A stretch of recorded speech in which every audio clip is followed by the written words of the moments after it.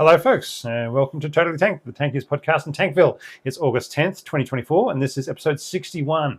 And today we're talking about the T-62. And, well, we really stuffed that up, Rob. I was about to say, we really missed opportunity there, didn't we? But, look, it's not the first time, and it won't be the last. I'm Rob. I said that's the second time I've done that. Yeah. And I'm joined by... Hello, my name is John, and welcome to Tanktainment's Answer to Wayne's World. Okay, now, if you want an excellent Totally Tanked t-shirt, beer coaster, coffee mug, or cool hat, head over to redbubble.com, search for Totally Tanked. We've also been selling some stickers lately, and those 7 cents we get for each one of those really don't add up, but we really do like the free advertising, so, get on that if you don't want to spend too much. We will be thanking the patrons later. We will be discussing current events in Ukraine in the second half of the show. But Rob, tell us. No, we're going to say hello to a few people we've got on the stream so far. We've got Tasman. We got he's in Sydney at the moment. We got Shlomo Tenenbaum from New Zealand. We got Jamie Stokes. We got Comrade Dar over in Perth.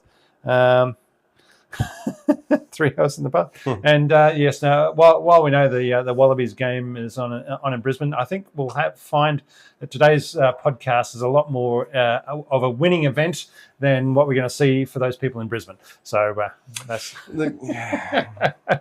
you never know. It's the exciting new era of rugby for Australia. Where we still lose all this? Anyway, we do have a poll running for our YouTube audience on the live stream, which is asking whether the T-62 was meh or transformative. I think you could actually make an argument for both. Probably should have put both as an option, but I didn't. So here we are. Vote away. Vote early. Vote often. Just for the benefit of people who are new to the show, this is recorded as a live stream on YouTube, but it is primarily an audio podcast, so we try not to refer to video stuff too much. But there is a lovely slideshow that you can see on our social media in a few days if you're listening on the podcast. And Etienne, we should enter into the Beer Olympics. No, I don't think we're that well trained, but we like the training aspect. But I don't think we're actually very high performers. But we do like to train.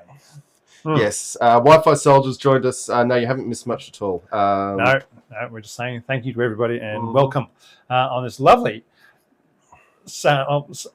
winter day here in Canberra, which it's been quite one of the most pleasant. And Russell Phillips in the UK, well done. Oh, Russell's photographs are in the slideshow, so thank you very much, Russell, for that. We will have to get you into the show sometime soon.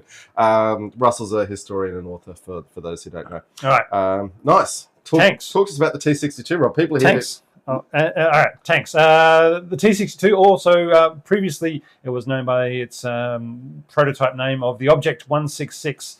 Also a lot of the Object 140 in it. But, yes, it's complicated. It was, well, you can talk about all those complications as you like. Stats. In service from 1961 to today. It's running around, blowing people up left, right, and center in various places around the world, whether it's Syria, Peshmerga, or the Peshmerga, the Kurds, the Ukraine, and Angola probably still doing things there, and all sorts of places. And look, the reason I wanted to do this now is because the T-62 is becoming the determining factor in the Ukraine war. When are the Russians going to run out of T-62s to refurbish? Late next year on current expenditure. And at that point, the Russian way of war they're going to have to do something very different. So that's why we thought it was important to talk about it. And I always thought it was just sort of, a bit of an upgrade to the T-55. And then I got into it. I was like, whoa, this is actually much more important than that. So, yeah. I'm still more partial to the T-64 myself. But anyway. 54? 64. Oh, the 64 is a revolutionary tank. Yes. No. But yeah, anyway, we'll get into it. Yeah, anyway. All right. So, unit cost, the cost to when Egypt was buying them in 1972, which is the only place we actually have gave us some firm numbers on, was $300,000, which was 50% more than the T-55s at that stage. So that provides some context of how it is. It was only produced from 1961 through till 1975. It was all by the Russians, and the Bulgarians, I want to say, and North Korea producing them through the 1980s because they got a license to build them as well. Now, it's worth considering that as it was a stopgap replacement for the T-55, the T-55 was in production until 1981. So it was actually in production as a replacement for the T-55. The T-55 was in production for another 6 years after the T-62 was stopped being produced. And and Czechoslovakia even went longer with the T-55. And so it says something about how the T-62 was viewed, and that it was produced, but it wasn't, and it was seen as the replacement for the T-55, but the T-55 kept on getting replaced even while it was, after it was, they stopped producing the T-62 because they moved on to the T-72, and we're thinking about the T-80s and the T-90s and T-64s. There's a few factors there. One is that the T-55 was so bog simple and reliable. There's a reason it's still running around, third world countries today. The other one was that for all that the T-62 had, what became the defining tank killing cannon, for most, dare I say it, third world conflicts, it's not about tank-on-tank action that much. It's about it basically as a support vehicle, and as a support vehicle, rifled guns are still far superior to smoothbores. But even Ukraine is not really a tank-on-tank action. It's not. It's just the thing that's available in terms of the production at the time was with a view to tank-on-tank. Yep. All right. So we got 22,700 plus were built, so making it the fourth most produced tank ever, behind the T-55, T-34, the M4 Sherman, and then the T-62 with 22,000 plus. It's almost like the Russians really have a thing for tanks. Yeah, well, they weren't doing anything else in the 60s and 70s, I guess. Yeah, I mean, we do joke that, half the tanks in the world were built by communists, which is our argument when people say, tanks, isn't that a fascist thing? And it comes back to, look at the total numbers. Look at John's T-shirt and say, tanks are always political. Yeah. Yes, indeed, that too. All right. We had a nice note, someone saying they thought it was the funniest T-shirt they'd ever seen. And I was like, yeah, but you didn't buy one, did you? No, you didn't. But that's okay.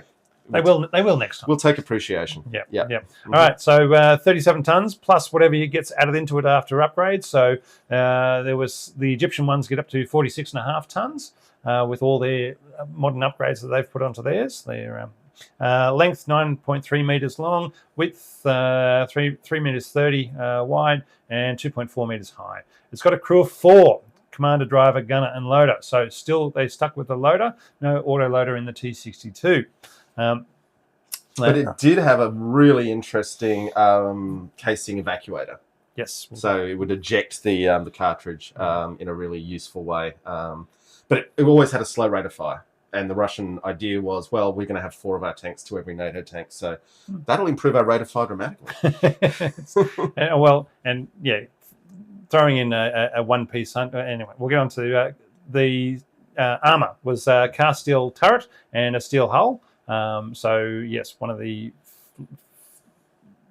last steel-hulled tanks for the Russians. Which was also funny because it invalidated steel-hulled tanks everywhere. Yes. With its introduction. Because its main armour was the 115mm smoothbore gun, the 2A20, carrying 40 rounds. Typically they had 12 HVA PFSDS, 6 heat, and 22 HE frag. I mean, the HV there stands for high velocity. Yep. So it really is just APFSDS. Yes, but anyway. Back then it was high velocity because they hadn't been around. And we will go through exactly how fast they are because it's quite staggering when you actually get into that. But yeah. So although only 4 rounds are placed in the turret, the rest are stored in the back of the fighting compartment and in the front of the hull, to the right of the driver. Maximum elevation of the gun is 17 degrees. Minimum elevation is 4 degrees, so it cannot do hull down positions terribly well because it can't shoot from the top of a hill down easily. It was still significantly better than the T-55, though. There you go. And that was part of the reason why it looks like a wonky T-55 is it's got all these weird little angles that are 1 or 2 degrees out of true, and that was to fix a lot of problems with elevation and rotation and things like that. All right. They got a 7.62 PKT in the coax and a 12.7 meter 50 cal anti-aircraft gun. They whacked that onto the loader's hatch, but that only became standard in 1972. Yeah, it was after the helicopter arrived on the battlefield as a tank killer. They said, we are going to need a big gun to shoot at helicopters with. Yeah, just throw some rounds down range. Engine, the V55V, based on the Kharkiv model V2. With 580 horsepower, later 620. Torsion bar suspension, ground clearance 425 mils. Fuel, it can carry 960 litres, 1360 with 2 200-litre extra fuel tanks that they strap on the back that you always see. So good. And they had quite a funny system for controlling that. More so than previous Russian tanks, the driver had quite a lot of switches to decide what he was going to drain, and obviously the external tank is the one you try and drain first, getting into combat, so you don't have exposed tanks in combat. I don't think those ones were connected in. It was when they were talking about the rear tanks. They were talking about the internal rear tanks. They drained first. No, yeah. Anyway, I could be wrong, but that's the way I read it. Is that it have basically within the tank itself, it had 4 tanks of fuel, and the driver could select which tanks of those they would be taking fuel from, and they could set it up so that there would always be one tank that didn't get drained. So even if you drained all 3 of the other fuel tanks within the tank, that's a crazy little statement when you say it, but is that when you've always got an emergency reserve left inside the tank that you can switch over to get you home the last 50 k's if you're running short of your base in the middle of Afghanistan and you really really really want to get home and not blown up and tortured by the Mujahideen during the 80s. Anyway, 450 k's on road with the fuel tanks. Maximum speed or 320 cross country. And remember, this is a tank in the same era when Centurion was coming out with 100-kilometer range. That's one of the points I want to make is that this was definitely designed to be an offensive tank, and whereas a lot of the NATO-style tanks, the M60s, the M48s, the Centurions, had very short ranges of fuel capacity. The Russian tanks, just because they were lighter and they had a more fuel capacity within them, could go further because they were expected to outrun their support as they broke through. There's no point only having a 100k breakthrough, a 50k breakthrough with a 100k fuel tank, because the enemy would very quickly be able to cut off your fuel reserves, and you'd be stuck in the Fulda Gap or the North German Plain, saying, "Well, we'd like to go further to Belgium and the Netherlands, but we've got to wait on the fuel trucks." No, they wanted to be able to drive from the East German border all the way through. Yeah, and let's remember the famous line when Montgomery was asked in the early Cold War, "What's the Red Army need to advance the Channel?" And he said, "Shoes." That's all they need. All right, max speed, 50 k's on road, 40 k's cross country, slow in reverse, very, very slow in reverse. The curse of the Russian T-tank. Yep. Okay. All right, in this one, so in 1955/1957, having achieved the T-55 and no longer building heavy tanks, there were many tank designers with time on their hands. They were working on ideas for tanks when the M60 turned up in Europe in 1961. And the T-64, which was already on the drawing boards, was not ready yet. So, and in fact, wouldn't actually be ready till about 2020. But yeah, 1960. Anyway, so after a couple of high-level patrons gave their go-ahead, they got told they were allowed to build a slightly better T-55. It wasn't allowed to be a heavy tank. That was one of the stipulations, is that Khrushchev said, no, I don't want another heavy tank. I want another medium tank. So, as we saw in the T-80, Khrushchev was actually heavily involved with saying, no, if it's going to consume this much fuel per minute, then you can't have it. Because he was actually looking at how much fuel have we got. Yeah, and it had to be slightly better than the T-55, but not too expensive. It had, and they used a lot of the T-55 gear, and they made slight improvements on it all. So engine power, torsion bars, ammo, so much so that any improvements that they built were then applied to the T-55s as they were upgraded. So they're all compatible. All the upgrades were compatible. Yeah, and it was a real work of genius in terms of running such a large army with conscripts, is that pretty much all the systems were compatible. Once you've been trained in one tank, you could fight the other. And that's not to be sneered at in terms of organisation. Okay, now just quickly on the development, Tank Encyclopedia has a really good page on this tank and the series of coincidences and luck and sliding door moments that led a new tank designer, Leonid Kartsev, at the UK BTM Bureau, which was based out of Ural Vagon Zavod, which is today the Russian tank production facility. At the time in the 50s, it was Kharkiv and Leningrad were the main design bureaus, and this was a bit of an upstart that no one was expecting to really do anything good with. But Russian weapons scientists managed to get personal time with Nikita Khrushchev And they convinced him that smoothbore, armor-piercing, fin-stabilized, discarding sabot was the future. And spoiler alert, they were right. Now, they did have a towed 115mm gun, which would have been a pain to move around a cannon that big in a towed one. And they basically slapped that into the T-62, and then they said, huh, this totally changes the way tanks fight. And largely for the better. Now, for the cannon nerds out there, it's worth pointing out that I'm going to go with the designation U5TS, but it's the 115mm smoothbore in the T-62. It's very purely designed to fire a penetrator wrapped in a discarding sabot, and to get the very high muzzle velocities needed to interact with steel armor like it's a liquid. So when these penetrators, which are like giant lawn darts, hit steel at 1600 meters per second, it's not like a solid object hitting another solid object at these effectively hypersonic speeds. It's liquids interacting with each other. And it's a very light package, just 5 kilograms coming out of the muzzle to get that 1600 meters per second. And when they try and use a different sort of round, like the high explosive or the high explosive anti-tank, it's a 25 kilogram round, but it comes out at less than half the speed. And with those lower speeds, the need for an accurate range solution becomes more important as the round is taking an indirect journey to the target.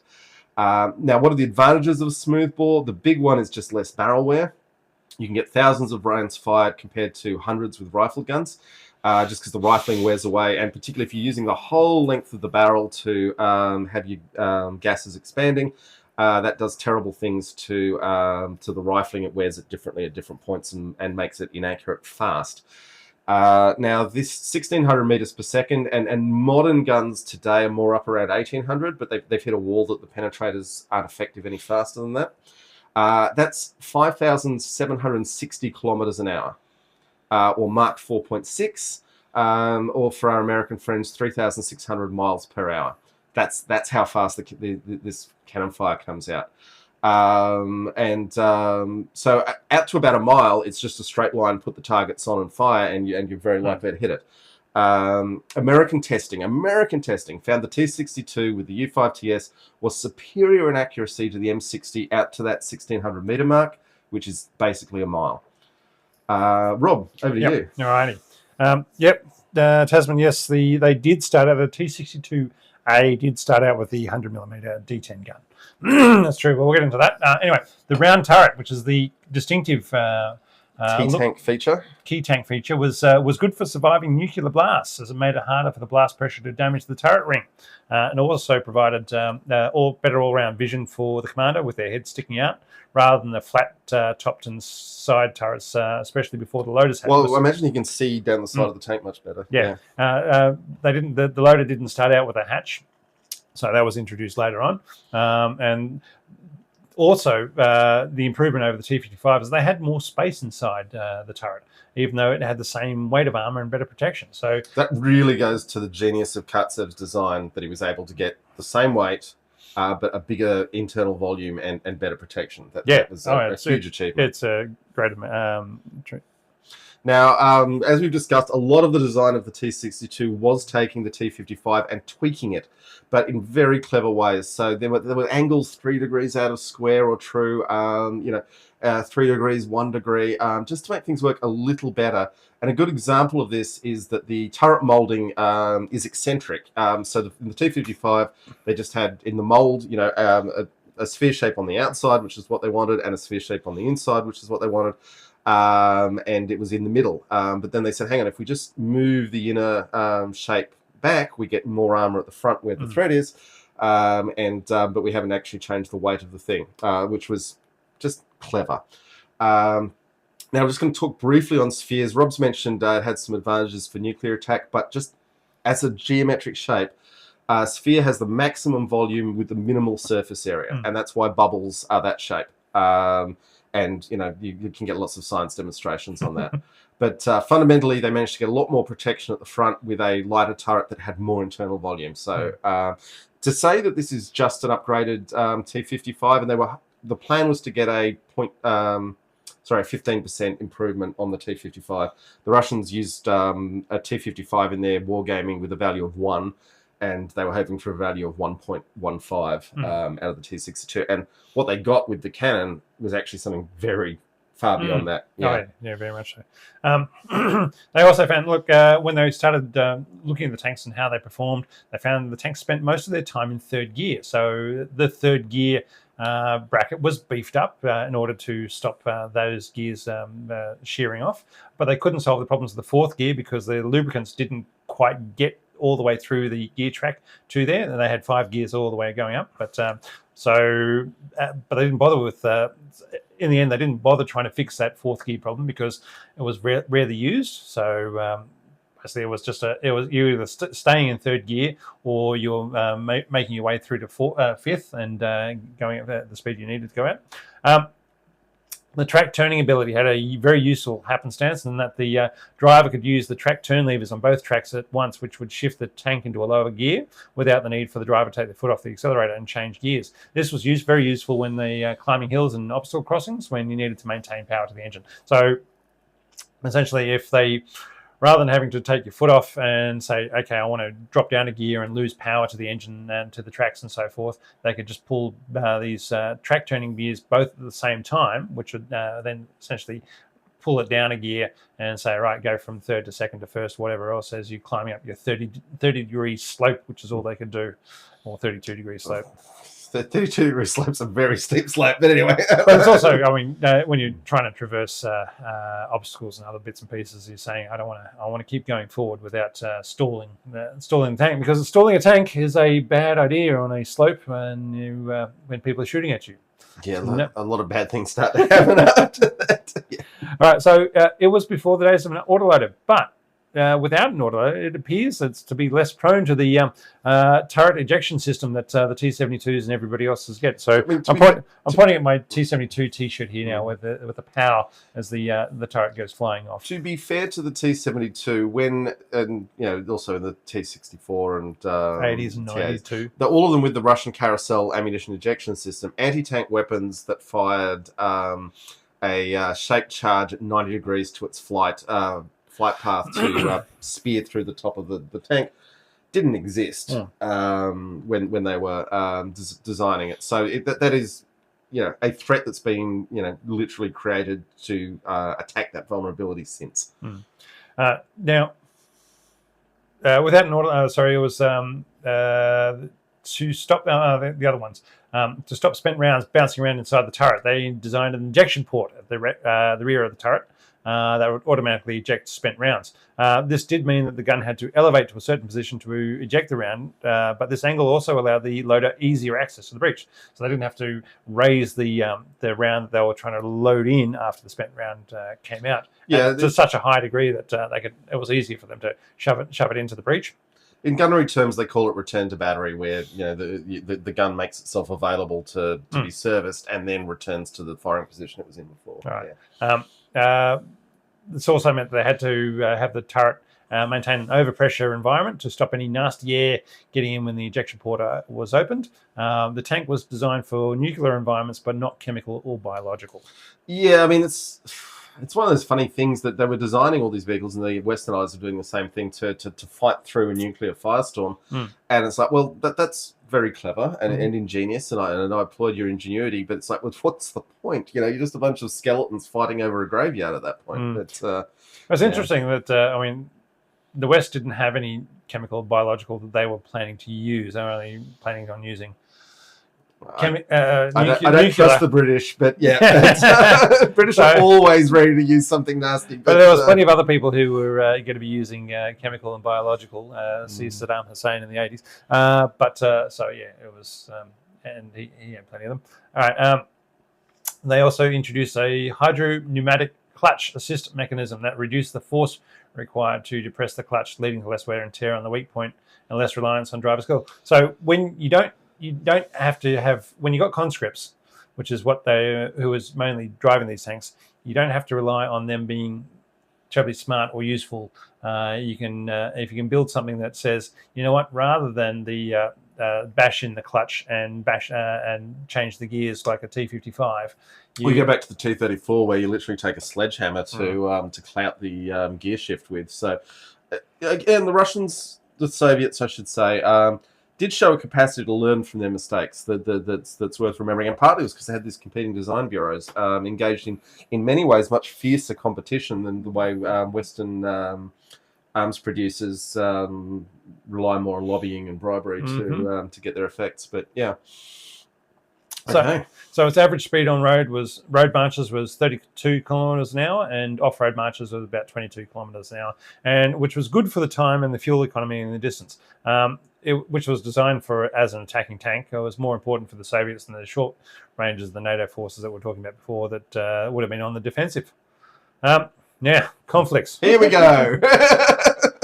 All right, there's a lot of conflicts. But anyway, whilst not as widely exported as the T-55, the T-62 still got around and was involved in a lot of conflicts, even if it wasn't the most numerous tank in the field. So take all these events with a grain of salt, that there would have been other tanks of the period probably around, but in a couple that was the most numerous tank. So 1968, it rolled into Prague as part of the Prague Spring Offensive, basically to put the Czechs back in their place and say, stop being too liberal with your government ideas and get back in line with the Soviet, the Eastern Bloc style. Poor old Czechs.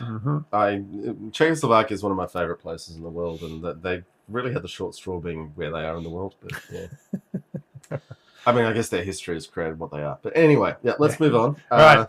The 1969, the Sino-Soviet border conflict. All right. There's lots of history about unequal treaties, Uyghur, self-determination, islands in the stream, that getting caught out shit-talking about an agreement you're about to sign, there was a lot of diplomatic conflict going on with these with the borders on the map. But, I mean, the Sino-Soviet border also had the issue that a lot of the border disputes, the White Russians had signed deals with the imperial Chinese government and just no one actually recognized these agreements signed between two defunct regimes.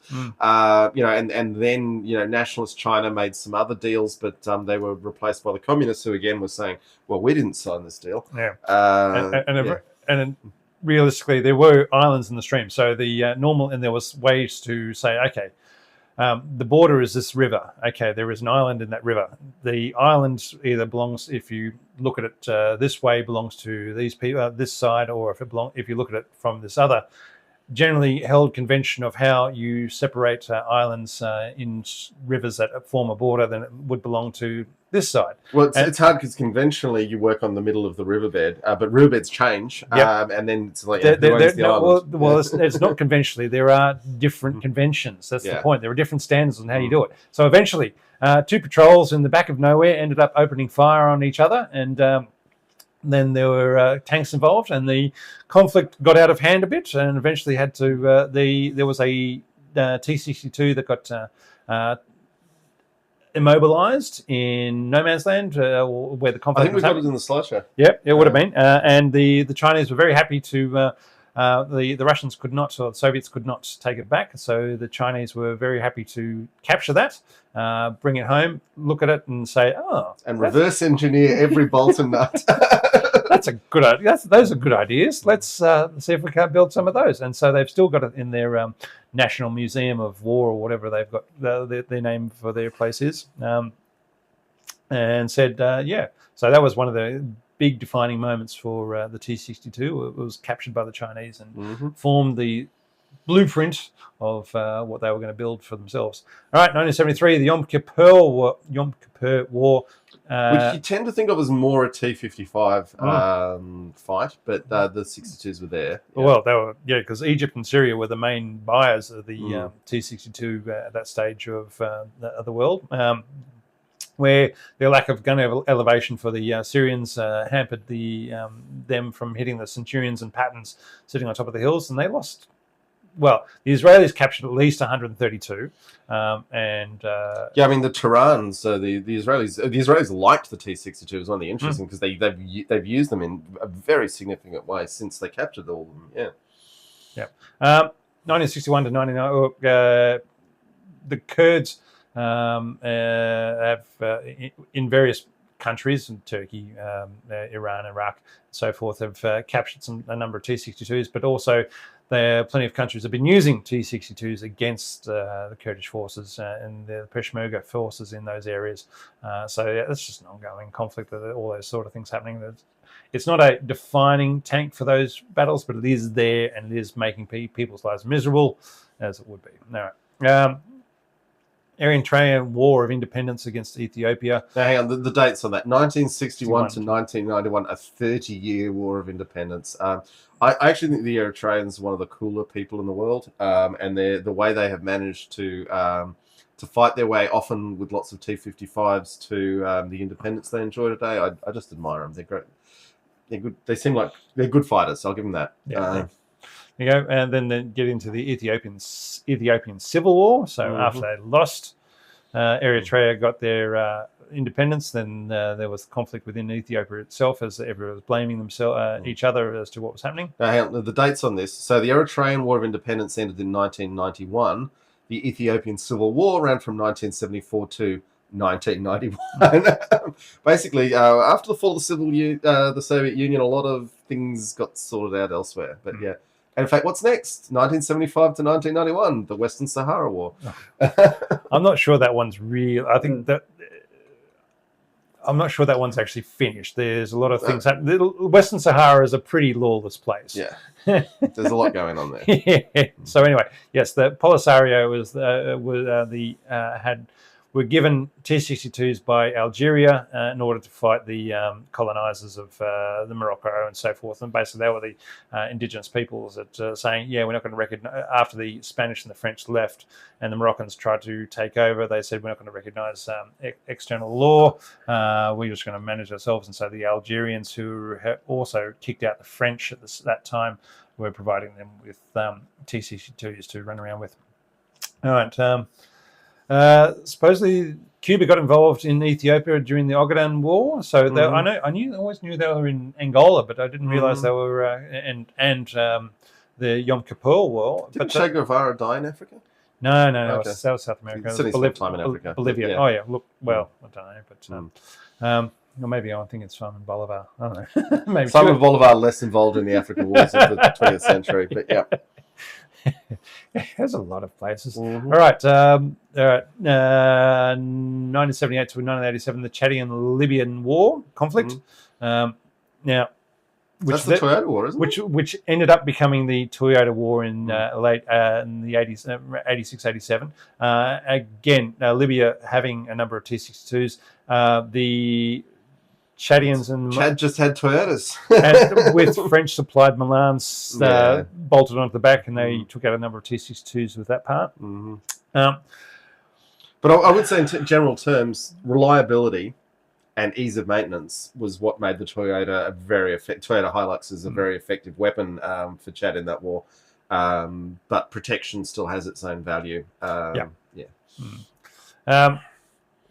1979 to 1988, the Soviet-Afghan War, Soviet Union. T-62 with a lowered power engine and a wide ratio five-speed transmission was found to be better suited for the mountain use in mountainous terrains than the T-72s. So that's why interesting, because it's basically the same engine, but maybe a little lighter. I don't know. For whatever reason, it was better geared for mountainous terrain than the T-72. So. Okay, 1979 to 1989, the Cambodian-Vietnamese War. Yes, so the Soviets supplied Vietnam with T-62s in 1978 in order for them to use as part of their occupation of going to Cambodia. And let's just stress here, Vietnam invading Cambodia at this point ended the murderous regime of Pol Pot and the Khmer Rouge and the killing fields. Yep. So it's not normally a good thing for a country to invade another country. In this case, the Vietnamese deserve a lot more credit than they get in the West for putting an end to this horrible thing. Yeah, that's what I'd say. So in the 80s, when there was a sore loser, and the US were essentially a sore loser when anything in Vietnam came up. I'll talk to Cuba about that today. Yeah, and also the UK was also involved, and they would both of them would rather convince China to support Pol Pot and recognise the Khmer Rouge as a legitimate government at the UN than appreciate that the Vietnam had stopped a murderous regime that killed a quarter of the population of Cambodia. So 2 million people out of 8 million people dead. So 1 in 4 people dead because of the Khmer Rouge. All right. They also Sorry, I just want to address. Comrade Dar has asked: Are T55s and 62s not easy to maintain, or just less reliable than the Hiluxes? The issue is the Toyota Hilux is the most durable and easy to maintain vehicle humanity's ever devised. The T55s and 62s are pretty good, but nothing's in Toyota Hilux league. No, and the spare parts for a Toyota Hilux you can get anywhere. Easy whereas, to get, yeah. Whereas tank parts are probably around, but not as much. I guess it comes to the point, a tank needs daily maintenance and hours of maintenance to stay in operation. A Toyota Hilux can go years without a mechanic looking at it. Yeah. And they also destroyed, basically put the country almost back to the Stone Age with their economic activities. And they were also crossing the border into Vietnam to massacre thousands of villagers. So not saying that and we're not saying that the Vietnamese occupation was a bed of roses, but no one else was doing anything to help the people of Cambodia, whereas, as I said, the US and UK were actively trying to convince China to help Pol Pot maintain a legitimate government. The US and the UK did not give a damn about the dying that was happening as a result of their policies, which should not surprise us looking at world events happening right now. But, but point being, it's always, it's you got to say that somebody coming in and stopping that with a bunch of T-62s is much better than letting the murders happen. Mm-hmm. All right. 1975 to 2002, the Angolan Civil War. So that was Angola, Cuba, and UNITA. Angola was given a number of T-62s by the Soviets, and Cuba brought their own, or else had their own there, but they had plenty of troops on the ground and with tanks. 1980 to 1988, the Iran-Iraq War. So Iraqi T-62s smashing Iranian chieftains and Pattons was one we talked about when in the Patton episode. Let's go back to this just for a second, because basically the as we've talked about, the chieftain and the Patton were the last of the steel armored vehicles, and after that they realized that you needed something better than steel to be worth carrying around. And obviously Leopard 1 was the response, saying let's dial the armour back to a minimum. And then Chauvin laminate armour came in with the M1 Abrams and the Challenger and said, no, we can actually make armour that works against modern threats. But this was the moment where the T-62 finally got to, on level ground, because gun elevation had problems in hilly ground. On level ground, it was fighting chieftains and Pattons and really did a number on them, and the gun did exactly what it was designed to do. They were actually on high ground, and the shooting down, but they were able to come over the hill to depress their guns so well enough that they were able to take out the chieftains and Pattons that were stuck in the mud. Sure, but I'm just saying the Iran-Iraq border is flatter than, say, the Golan Heights. Yes. So, God, yeah. And welcome, Alan, from in Idaho this week. Hey, Alan. Okay. Good to see you again, mate. All right. Okay. We've talked about the Toyota War of 86, 87. Okay. Then we go into the Lebanese Civil War of 82, 83. There was plenty of them sitting in Lebanon and getting taken over by various factions, and then the Israelis coming in and shooting them all up. Yeah. Right. 88 to 93, the Georgian Civil War. And that would continue on for a couple of years, while longer as well. And then you had the Russian invasion of Georgia a bit later as well. Yeah. But Gulf War. Yeah, they didn't do well. No Soviet tanks did well on the Gulf War. I would argue that the issue was one overmatch with the better armour that had come in on the M1 Abrams and the Challenger, but air superiority. I was about to say air superiority was the big thing. Is the big thing. That's what's making the difference in Ukraine these days. Is if you don't have air superiority, you just stuffed. Your tanks are in trouble. Yeah.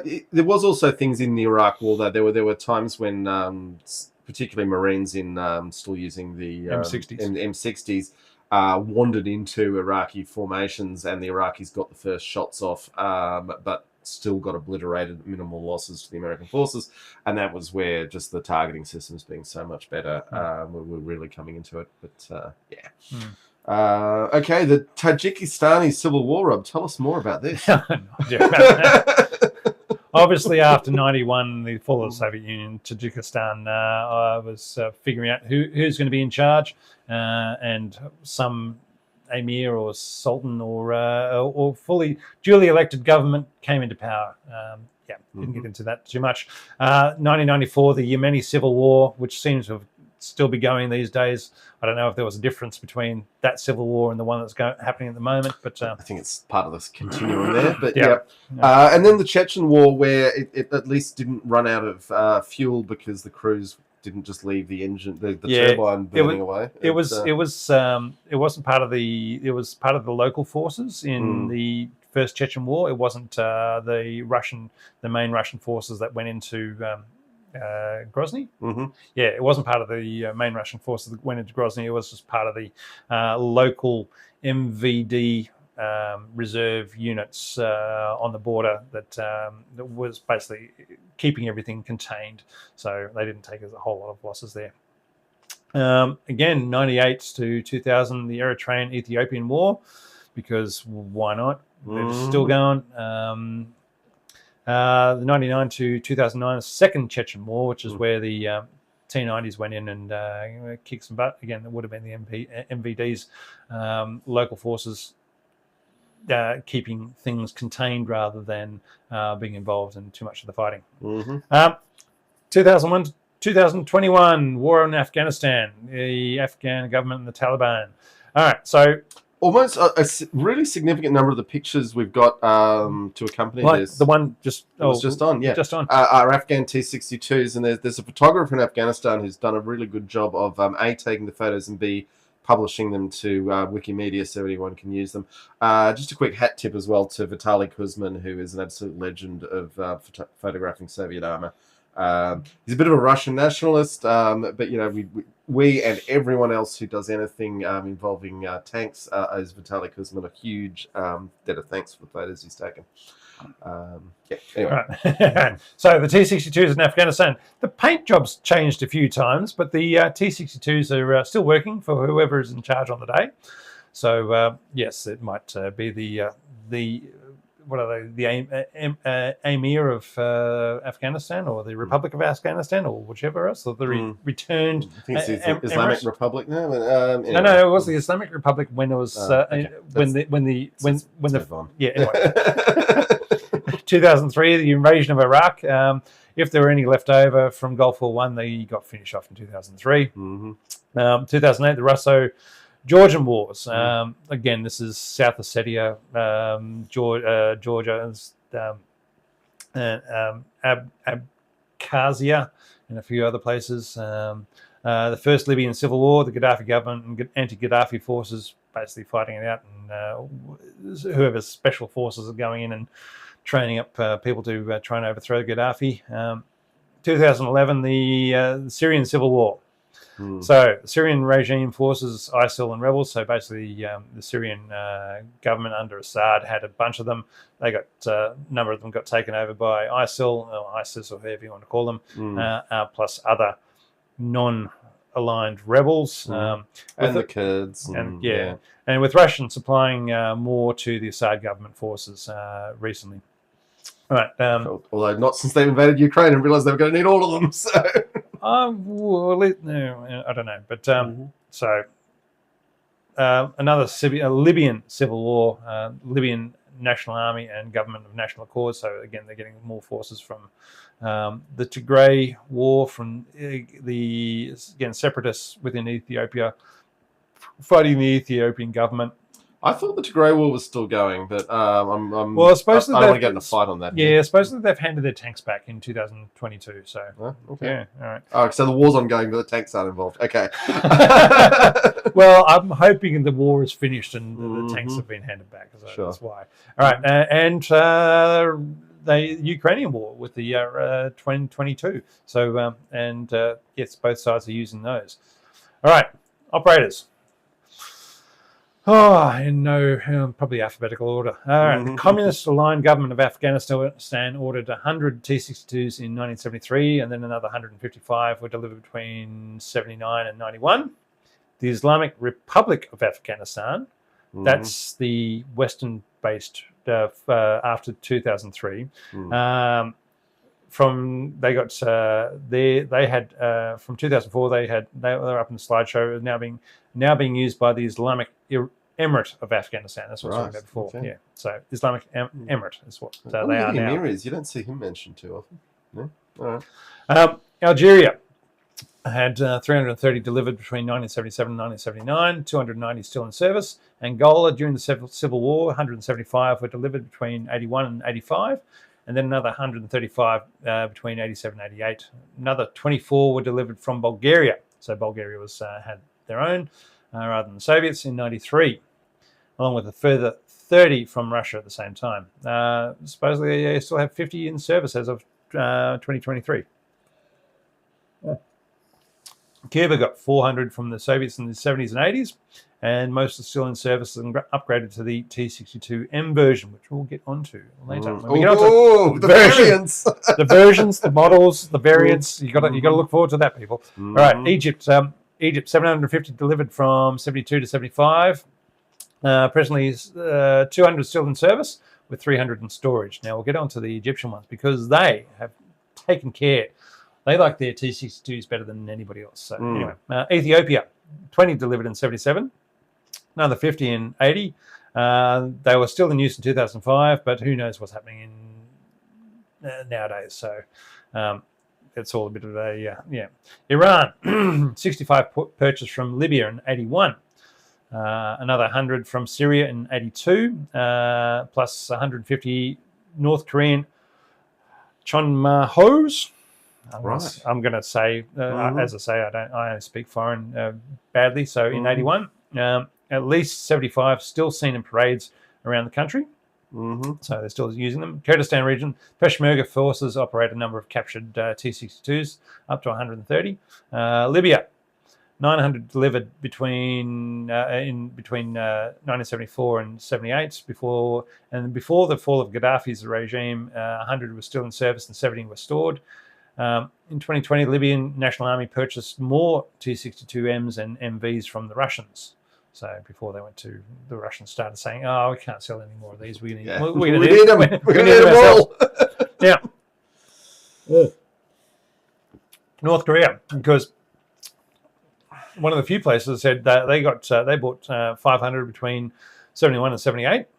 But they also got the license to produce their own, and so they produced more than 1,200 Chonmahos of various versions. They had 1,800 T-62s and Chonmahos in 2005. Unknown how many more or less are still in service. They could have built more. They could have retired some. Look, the sweet thing about North Korea is that because they don't have any food, but they can produce amphetamines. Everyone just gets amphetamines around the clock. I have not heard that. Yeah. And that's why they feel better about not being able to eat. They're banging away in that factory, just knocking out T-62s with a bucket of ice. So worse things could happen. All right, Russia. So after the fall of the Soviets, somewhere between 2,000 and 6,000 were sitting around at the fall of the Soviet Union, but only 761 were actually in active service in 1991. 191 were in active service and supposedly 1,900 in storage in 2000. I think those numbers are a bit low, but I think there's plenty more sitting around. Bit low and weirdly precise. Yeah. All right. During 2013, all the tanks of the model and its modifications were allegedly scrapped. I think there's some bad bookkeeping there. It's not a status of forces in Europe dodge or something going on? No, because they are all stored in Siberia, and so they're outside of the conflict area. Outside of the European treaty zone. Zone. So that's why they have everything in Siberia. So it's out of the CFE zone. So the CFE. Conventional Forces Europe. Yeah, that's the one. It was. Yeah. So by being outside there, they can store as many as they like, and it doesn't contravene the treaties that they signed in '94. Okay. And so they were allegedly scrapped, but later it was found that this was not true. What a surprise! As the Russians reactivated numerous T-62s to resupply the Syrian army. In 2022, the Russians sent T-62s to reinforce the southern Ukraine offensive in Zaporizhzhia Oblast, with supposedly 600 taken out of long-term storage. And in fact, at this point, as far as we can tell, they're just pulling them out of storage. Tasman made a point that they prefer upgrading the T-62s because the autoloader's less finicky. But It's much simpler. It's got to drill, and you're dealing with steel hulls, so all you're doing is putting holes in steel armour for when you want to install your fire control systems, your thermal sights, and everything else. It's a case of you're not mucking around with composite armour that you have to worry about. Yeah, you don't want to drill a hole in composite armour because those ceramic plates aren't going to appreciate that. Nope, but yeah, it's Anyway, Syria had 500 delivered between 73 and 74. 200 were delivered from Libya in 79. 300 more delivered from the Soviets in 82. In 2018, the Russians sent more reactivated T-62s to help prop up the Assad government. Tajikistan had 7. 7? Yep. Right. 7. Well, why not? They probably got lots of others we've covered in other countries. Ukraine, they had 400 from the Soviets in 91, and they scrapped them. They said, yeah, you know what, we've got 80s. We're not going to be fighting tank battles in the future. It'll be fine. They scrapped them. But but since the invasion in 2022, they've captured a number of T-62s and are modifying them for use, mainly as armoured recovery vehicles or infantry fighting vehicles. Uzbekistan has 170. Vietnam still has 70 of theirs as of 2023. Yemen, they had 200 in 2005. Unknown how many remain in service on which side of the civil war they're fighting these days. Look, at this point, people criticise me for saying this, but the Houthis are pretty much running Yemen. But anyway, look, in terms of former operators, Belarus had 170. Bulgaria took 250. And they had an interesting ARV version, which is in the slideshow. Eritrea received a number from Ethiopia. That's a nice way to say captured them. Well, when the two countries split, they probably said when Ethiopia split and Eritrea gained independence, they said, right, rather than you may as well keep those ones. So, yeah, I don't think that was done with goodwill though. But yeah, okay. Iraq had 700, but don't operate them anymore. And then 2150. Yeah, Saddam liked his tanks. He bought about over 3,000 of them. 500 were estimated to be in service in the 2003 invasion of Iraq, but I don't think many more of them are there. Israel, between 70 and 100 in reserve or training vehicles as of 2005. The Terrans, which is a lovely name for a tank, but yeah. Kazakhstan had 280, whether or not they're still going, who knows. Mongolia had 100, ordered in 73, and the Soviets and delivered between 73 and 75. We've done the Soviets. Soviet Union as a former operator is okay. It's a bit cute, but all right. I've only got so much time, mate. As I said, this is where we say the Tigray forces surrendered theirs to the Ethiopians after the civil war there. China, they've only got the one. Evaluation. This was only for the evaluation. They've got their one they captured, used for study only. The Czechs. I feel better that we've got it in the slideshow. The only Chinese T-62. That's. They're nice. Very proud of it. Yeah, they're very proud of it. The Czechs they evaluated it and said, "No, we're not going to do it. We're not going to build that. We're going to stick with the T-55s." US they've got bought 20 from the Israelis in the 70s for evaluation and study. And they used them at Fort Irwin. We do have a picture of one in there. Yeah, they also converted the troop maybe 14 as to be used as the Op-4 at Fort Irwin, which, from what I read. If they'd gotten them in the 70s, Fort Irwin was only set up in 1980, 81 as the Op-4 training ground. So so there are photos of them listed in 88 for the T-62s running around. But we also know that the Sheridans were running around that time as Op-4 prior to Gulf War 1. So, all right. Anyway, so check out the Chieftain series on the 11th Armoured Cavalry Regiment at Fort Irwin, which is coming out each week at the moment. So, also our interview with Steve Matthews, who was the Op-4 commander in Sheridan. And the Sheridans. But yeah, so anyway, the Chieftain's videos are coming out at the moment. And I'm sure if you're watching this, you're probably watching that as well. So, but we just want to call it out. Just quickly, Tactical Gentleman from the Netherlands has joined us. So that's lovely. Welcome. Thank you for coming. Yes, and Alan reckons Fort Irwin had a great deal more than Tristan. Okay. Okay.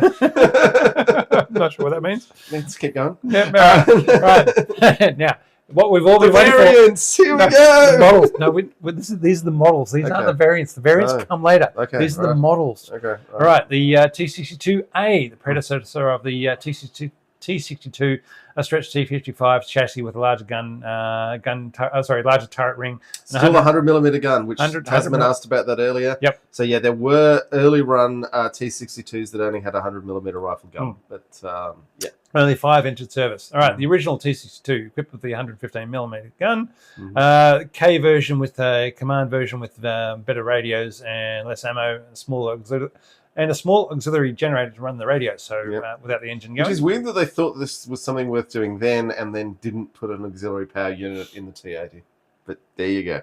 I bet the command versions of the T-80s had them. Maybe. Anyway. All right. Yep. All right. Object 167. They had a better 700 horsepower engine and 83 Saga ATGM launchers produced. Worth noting that all of the T-62s could fire a barrel-launched only missile, later. That came later. It did, but the barrel the Soviets never built enough of the missiles for them to actually be that. No, but Yeah. the T-62 wasn't built with that ability in mind. Yeah. It just they realized that when they were doing the T-64 that they could do it. Once you've got a smooth ball, you can put anything down that tube. Yeah. So only 2 prototypes were built of that one.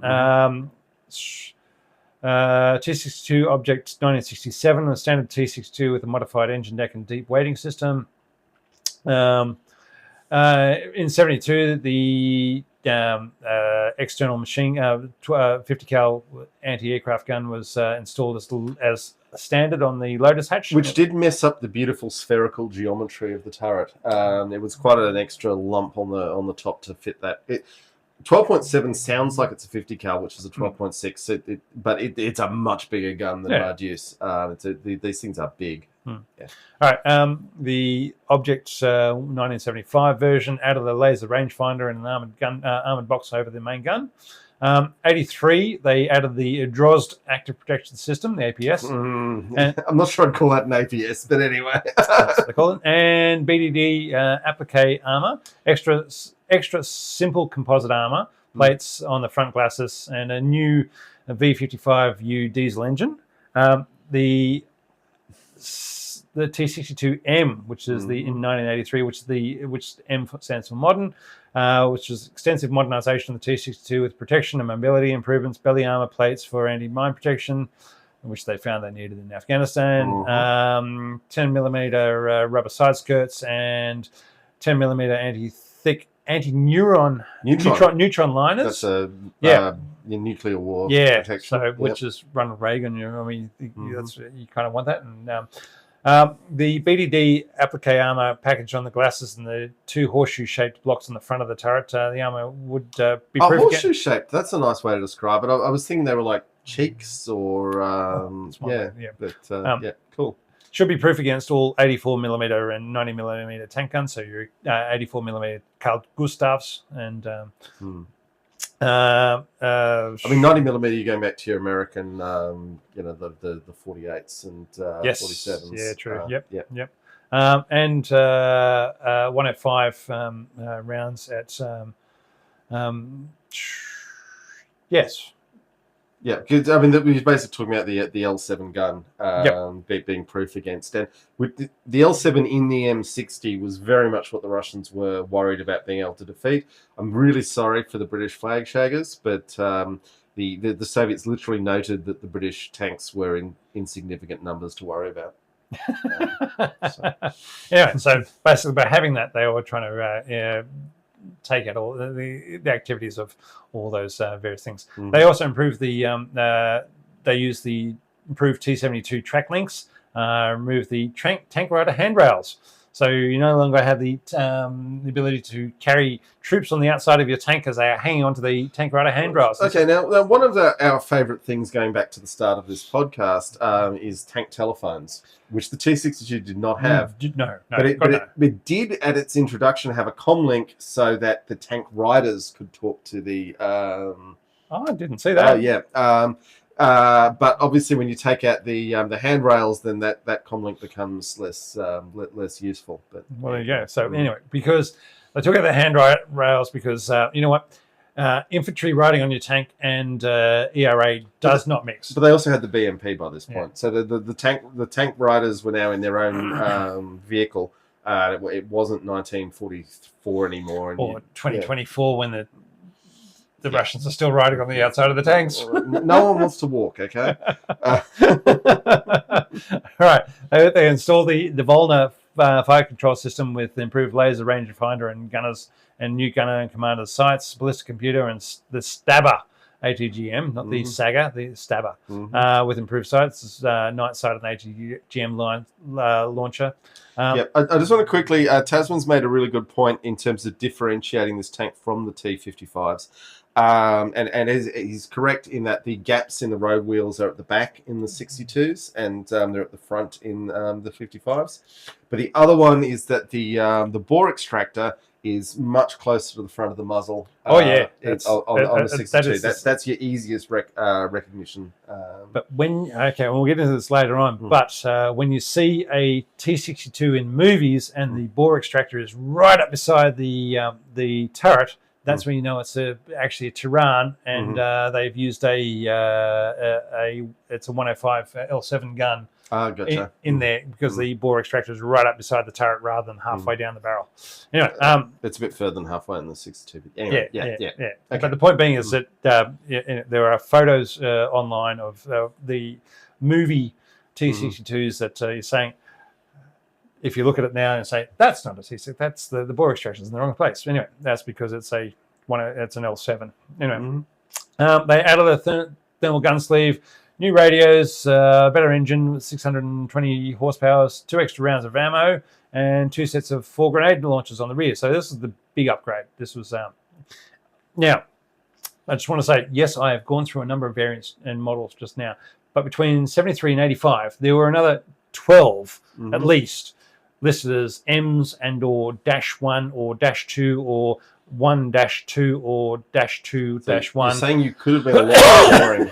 I could have been a lot more boring. Wow. Or T's or possibly D's, and each adding armour in different places and changing the engine or adding DROS to APS or an older version that didn't have it, and that's enough of that. And there's enough of that. Yeah. Right. All right, I'm not going to bother with this. Has gone on for quite some time.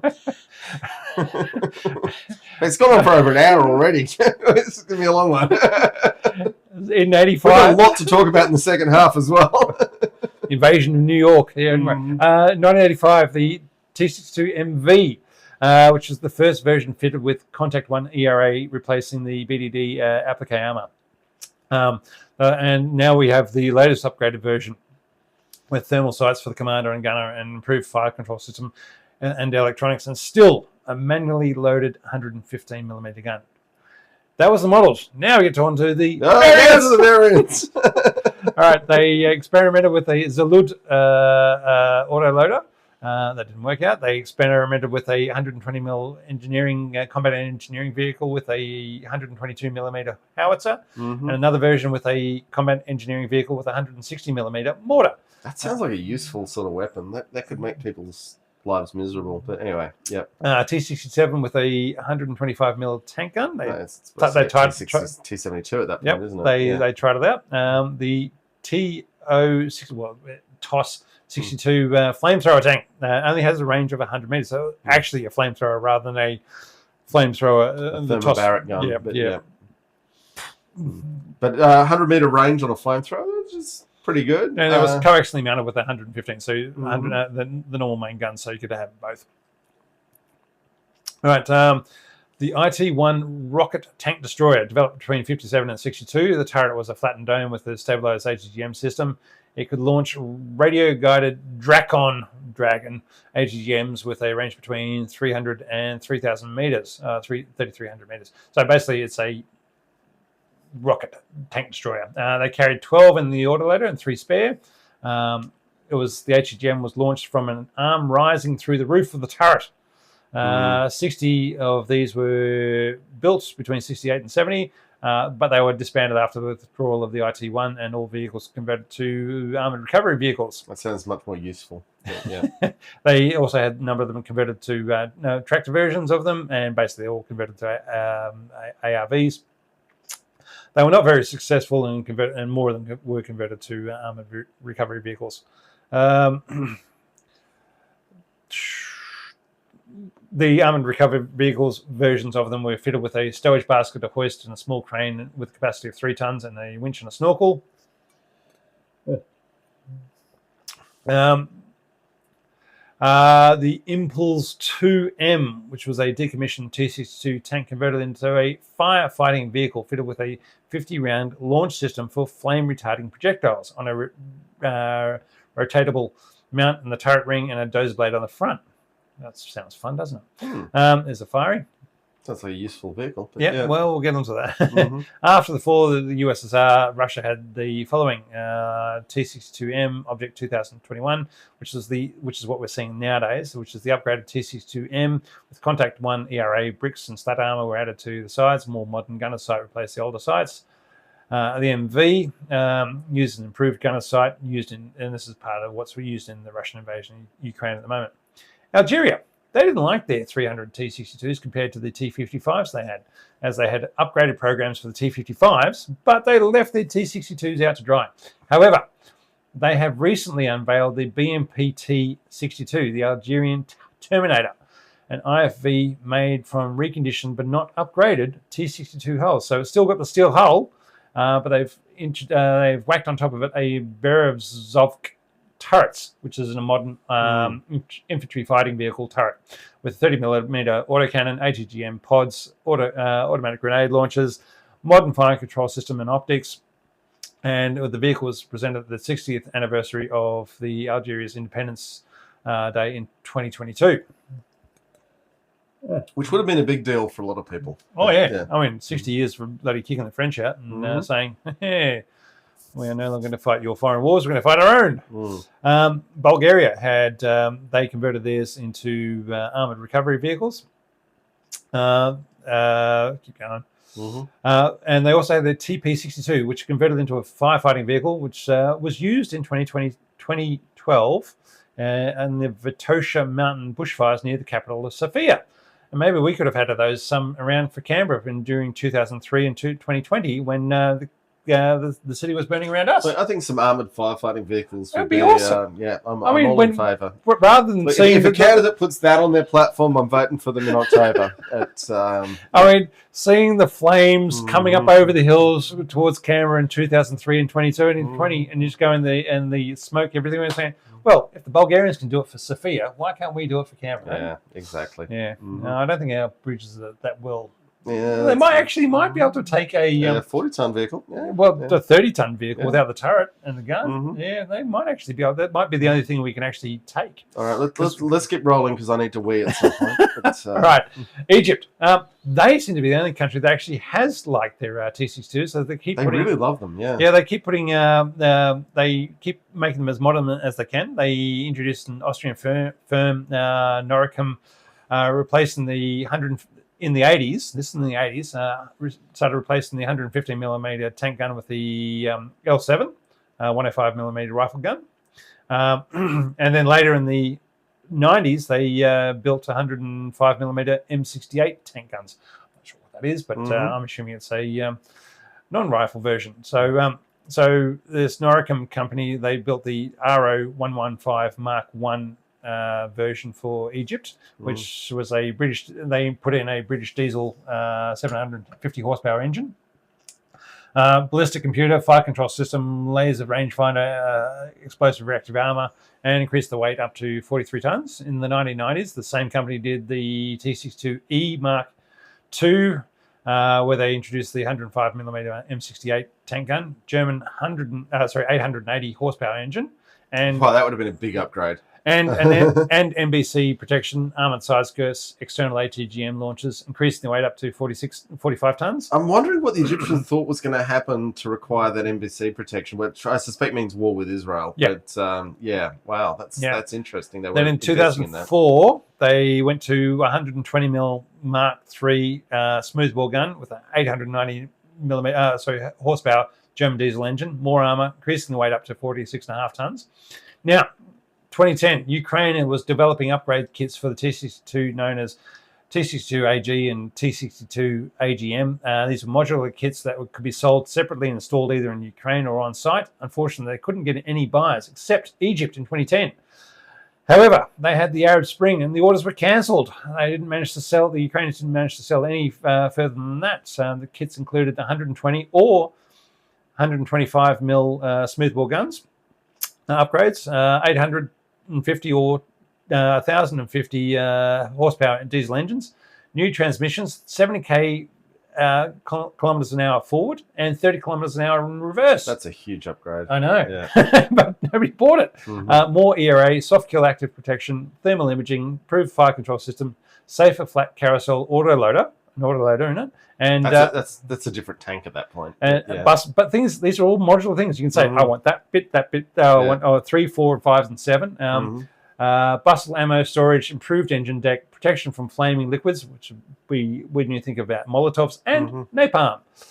Now, we've got someone called Rama Noodle Packets asking how do the Afghans feel about theirs. And I would say the Afghans are pretty keen, given that they seem to have been using them for a long time and they get photographed on important occasions. France didn't have any T-62s, but that didn't stop them coming up with a modernisation package for them to install a 120mm French gun and all the other stuff. I would say the thermal imager was what the French were really offering there because they had really good fire control systems. But no one wanted to buy them. Israel. Israel captured at least 132 from Egypt and Syria during the 73 Yom Kippur War, converted them to meet their requirements in the Tehran 6. They tried to attach a travel box to the end of the rear of the turret. When you say gearbox, we think attach the engine. Sorry, right.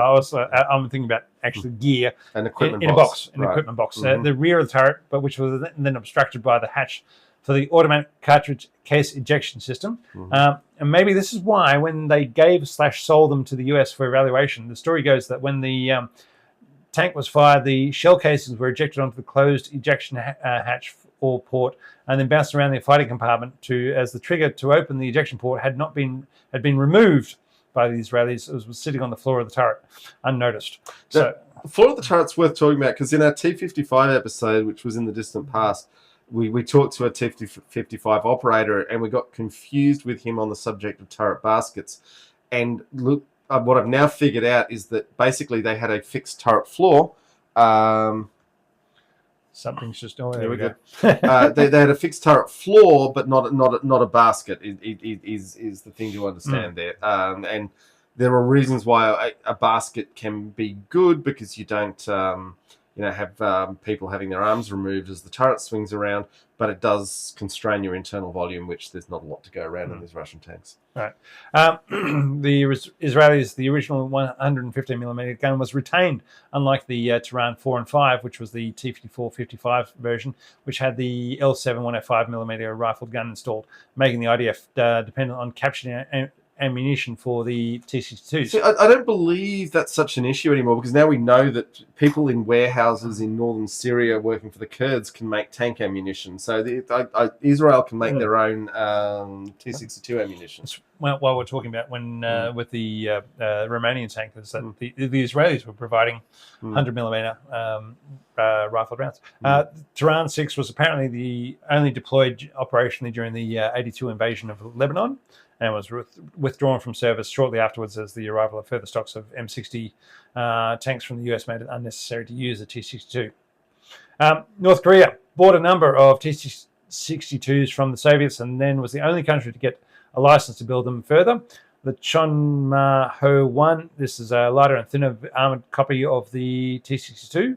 The Chonma-Ho-2, which is the Soviet purchase versions.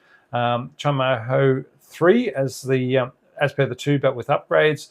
Chonma-Ho-4, which had the composite armor upgrades. Fire control system, gun stabilization, 750 horsepower engine, ERA mountings, no composite armor, smoke grenade. Where there was no composite armor, they put it on ERA. Smoke grenade launchers facing backwards so you can reverse through the smoke. Just a quick question from the floor. So Ramen Noodle Packet's asking about the ammo being generated. They were definitely recycling the brass cartridges. I'm just talking about T-55 ammunition in the Syrian civil war. Our interview subject was telling us that they had to keep the brass, and then that was getting repacked. Yeah. All right. The Chonmo Ho 5, which introduced a 125mm gun, better ballistic computer, thermal imager, T-72, T-90 armour packages, possible but unlikely to have gotten rid of the to have introduced an autoloader, and they got rid of the spent shell ejection system. Ukraine, besides the upgrade package developed in 2010, they tried and failed to sell to the export market. They also have, from the captured vehicles they've gotten from Russia, they've heavy infantry fighting vehicle, armoured recovery vehicle, an armoured bridge layer. They also, some volunteers whacked on a BMP-2 turret with armour plates and ERA, and we're trying to call it a heavy infantry fighting vehicle. All right, Legacy. I think we'll come back to Legacy after the break. No. Okay. Let's keep going. All right, so Legacy. Let's swag it through. Okay, Legacy does not make it into Girls on Panzer. This is important, boys and girls. But does appear in a few other movies. Before 1991, any real Soviet tanks were usually depicted by the Israeli Tirans 4 and 5. We're thinking Rambo 3 and The Beast being both those movies. After then, until 2012, there were actual T-62s to use as background tanks, but no English-speaking, as far as I can tell, movies that prominently featured a T-62. Maybe Charlie Wilson's War for Afghanistan, but otherwise I haven't really seen them. World of Tanks. World War II version has the original T-62A with a 100mm gun as a Tier 10 Russian medium. It's still, I have that one, and it's still fun to gun and run around the place. Now, we did have one of our social media followers comment about how much they love playing the T-62 in War Thunder as well. Oh, good. But yeah. All right. Now, my thoughts on the tank were it's a real stopgap of a tank. The T-55 was being built and exported by the thousands.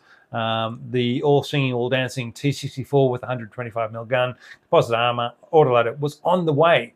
But there was that slight gap in 1961 between when the M60 came out and the Soviets needed a bigger gun. And the right people were on board to give it the go-ahead at the right time. And for the next 14 years, 22,000 T-62s were built and formed 75% of the Soviet tank forces.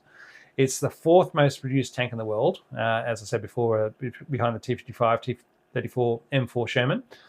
It's simple enough for conscripts to operate and maintain, and slightly better than the T-55 and less complex than the T-64, 72, and 80s and 90s. It's a tank that has been damned by faint praise all its life, but it's still going and still filling the gaps of giving the Russians more barrels on the front lines, usually with indirect fire, with thermal imaging and a stockpile of 115mm ammo that hasn't been sold off on the black market, as there's fewer discrete customers for all the parts. I would just note that it is absolutely seminal in tank history because it was the first tank with a smoothbore cannon using APF SDS, and it invalidated every steel armored tank in the world at that time. So the British Chieftain became an embarrassing wrong turn. The American M60 became functionally useless, and the M1 Abrams had to be quite rushed to replace it. It is enormously significant, but it does not have that cachet that it frankly deserves. Even though, yes, aside from the gun, it really is just a marginal upgrade to the T-55. But yeah, so as I said, it's damned by faint praise, but it's still filled the gap every time. The poll, Rob, where are we up to? My goodness. 17 votes, a bit meh on 41% and transformative on 59%. So we'll let you know where we end up on that poll by the end. But now we have the halftime break, Rob, and we have a really fascinating interview with listener Martin, who has an interesting story about an early First World War tank battle, and then we have a mystery that we want our audience to help us solve. We'd love that. Yeah. Mm-hmm. All right. All right, let's go.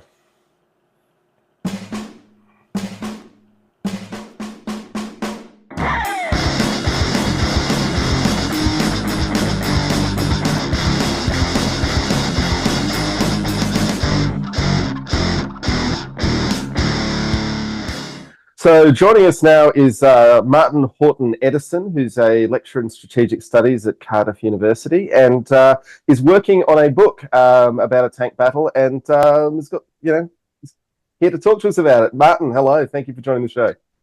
Gentlemen, real pleasure. Thank you for having me on. So tell us about this battle you're writing a book about. Right, okay. So I kind of can't decide on the title of the book, whether I call it the Forgotten Battle or the Battle of whatever we decide it's going to be called.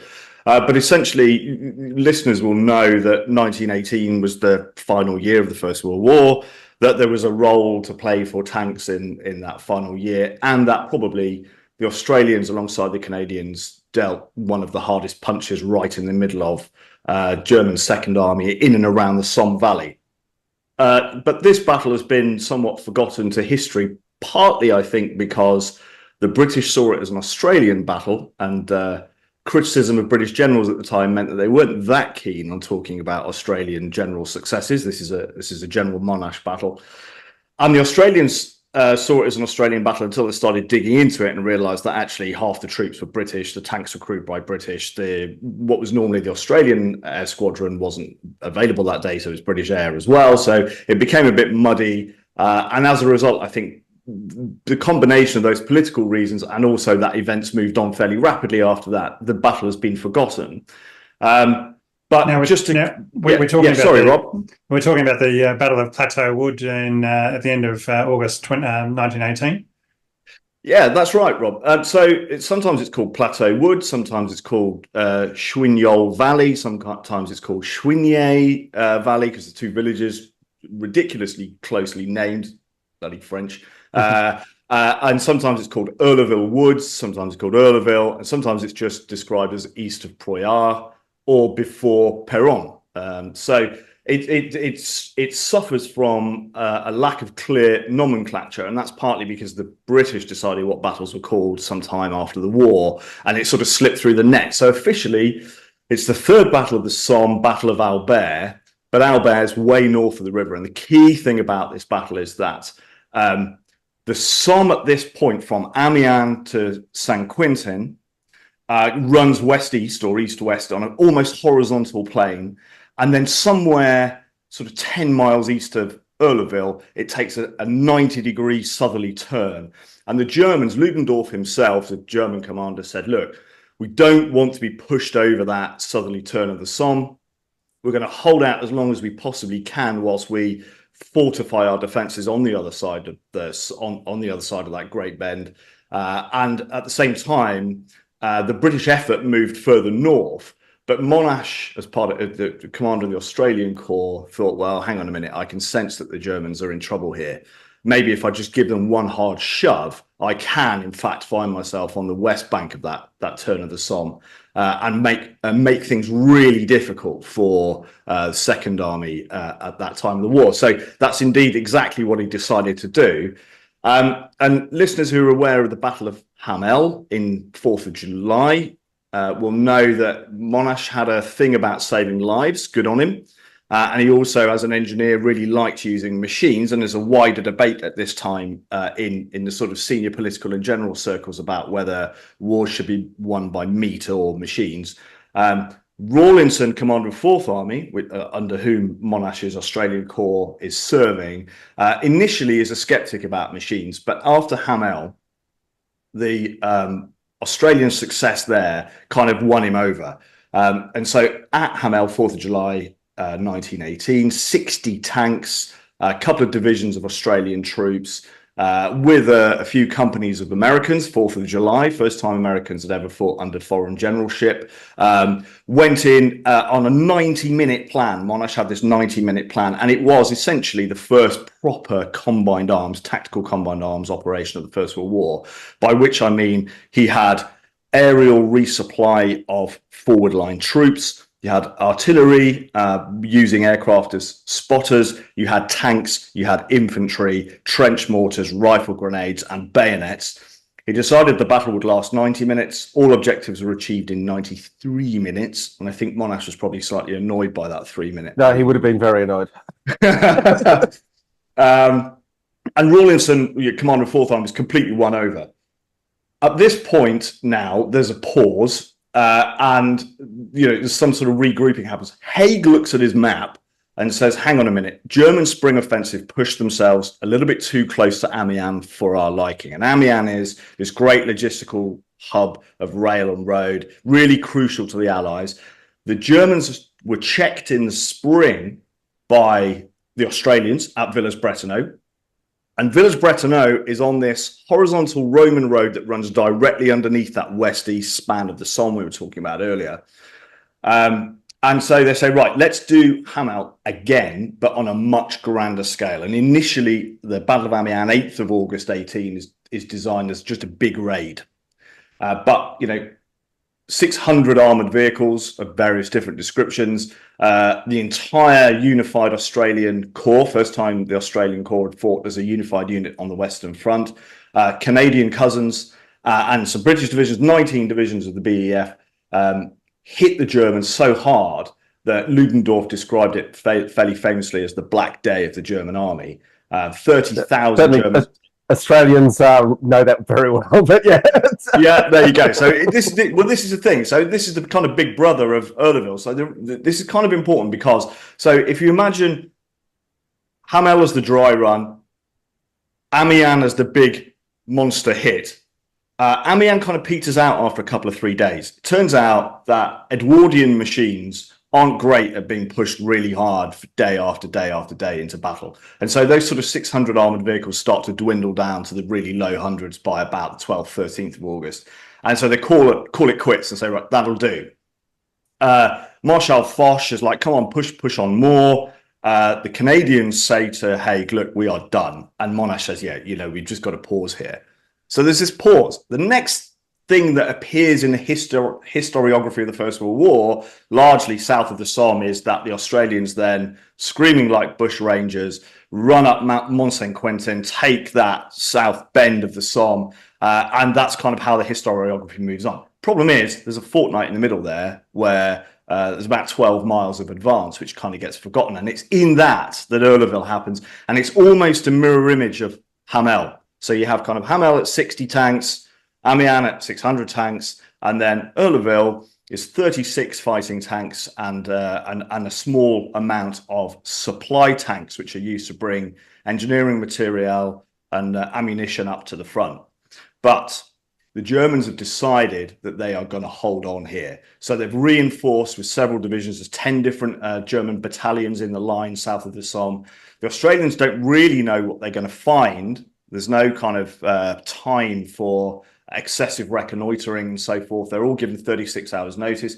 The 1st Division is brought in. They haven't fought with tanks before. And underneath them, there's a British division, which is why the Aussies don't like talking about this battle very much, who actually take the village of Eurleville. And they are essentially the Salford Pals of 1916 fame, augmented by some really angry Glaswegians. And there's some quite fun tales in the German accounts of this battle.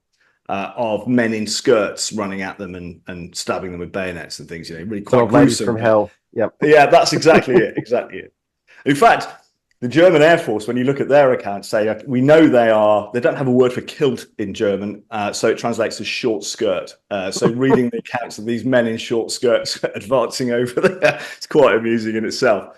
So we have this battle. Now, in the middle of the battle, so here's the key thing. The reason the Germans decide to hold out here is that the Somme has a number of tributary valleys, and the Chouigné Valley, at the top of which is Chouigné, the village, at the bottom of which is Eurleville, is the largest dry valley south of the Somme, anywhere between Amiens and that big turn in the bend at Peronne-Saint-Quentin.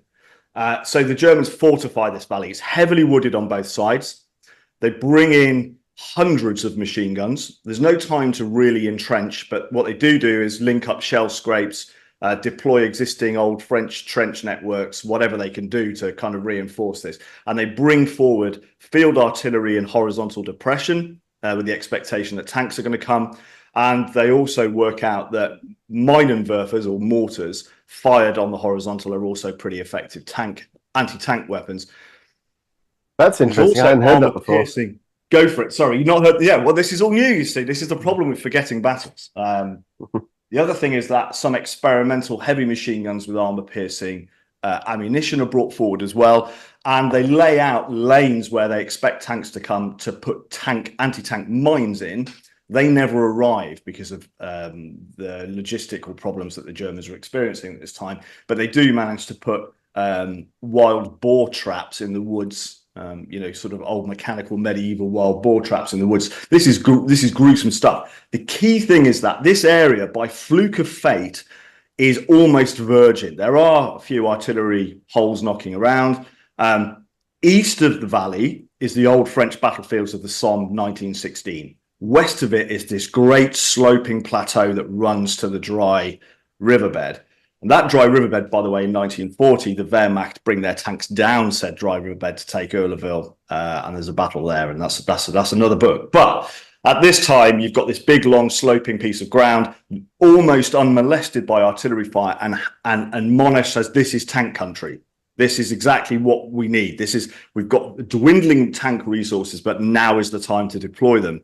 So he sends 12 tanks with the 32nd Division in the south, there to get them into Eurleville and east of the village, after which a couple are to stay around while they dig in, and the rest are to go further north to help the Aussies. The Aussies themselves from the beginning have got 2 lots of 12 in the kind of middle in the heavily wooded area around the Roman road, and another 12 north of that Roman road between the road and the river to get them onto objectives there as well. So this is all set up to be, this is semi-open warfare. And in that sense, it is an interesting battle because really it's the first time where, probably the first time where tanks are used where the enemy's dispositions are unknown or relatively unknown. And they've learned the lessons of Hamel. At Hamel, they found that the tanks were too far behind the infantry. At Amiens, that lesson was underscored. So by the time they get to Eurleville, they say tanks and infantry go up together. It's a symbiotic protective relationship. Tanks protect infantry, infantry protect tanks. And so they go in, almost line abreast. It's certainly in the south. They have to wait a little bit for tanks up further north. And they come in they use artificial fog. It's foggy morning anyway, 04:45 in the morning in late August in France, it's particularly in the Somme Valley, is quite often It's misty. a difficult visual environment. Yeah. So they put artificial fog. 20% of artillery is smoke shell, and they screen the north bank of the Somme entirely with smoke. So the German artillery on the other bank can't do anything about what's happening here.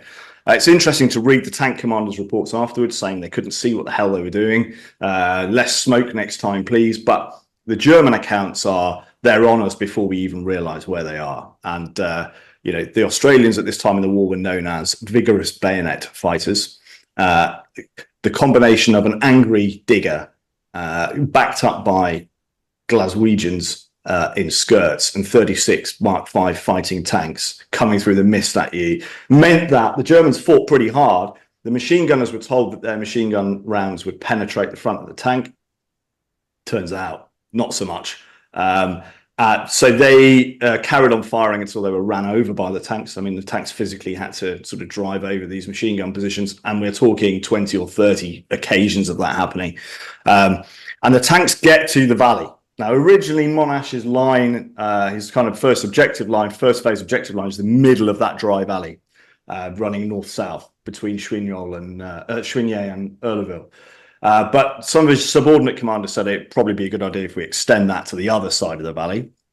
So the tanks try and get up the valley side, and they find their horizontal depression mortars and field guns firing. At this point, a number of tanks are knocked out, and the Australians get forward. Now, in the middle of all of this, we have the man of the hour, a gentleman called Lance Corporal John Jack McAvoy. And McAvoy has already won the MM at Rosières on the 9th of August in one of those immediately after Amiens battles.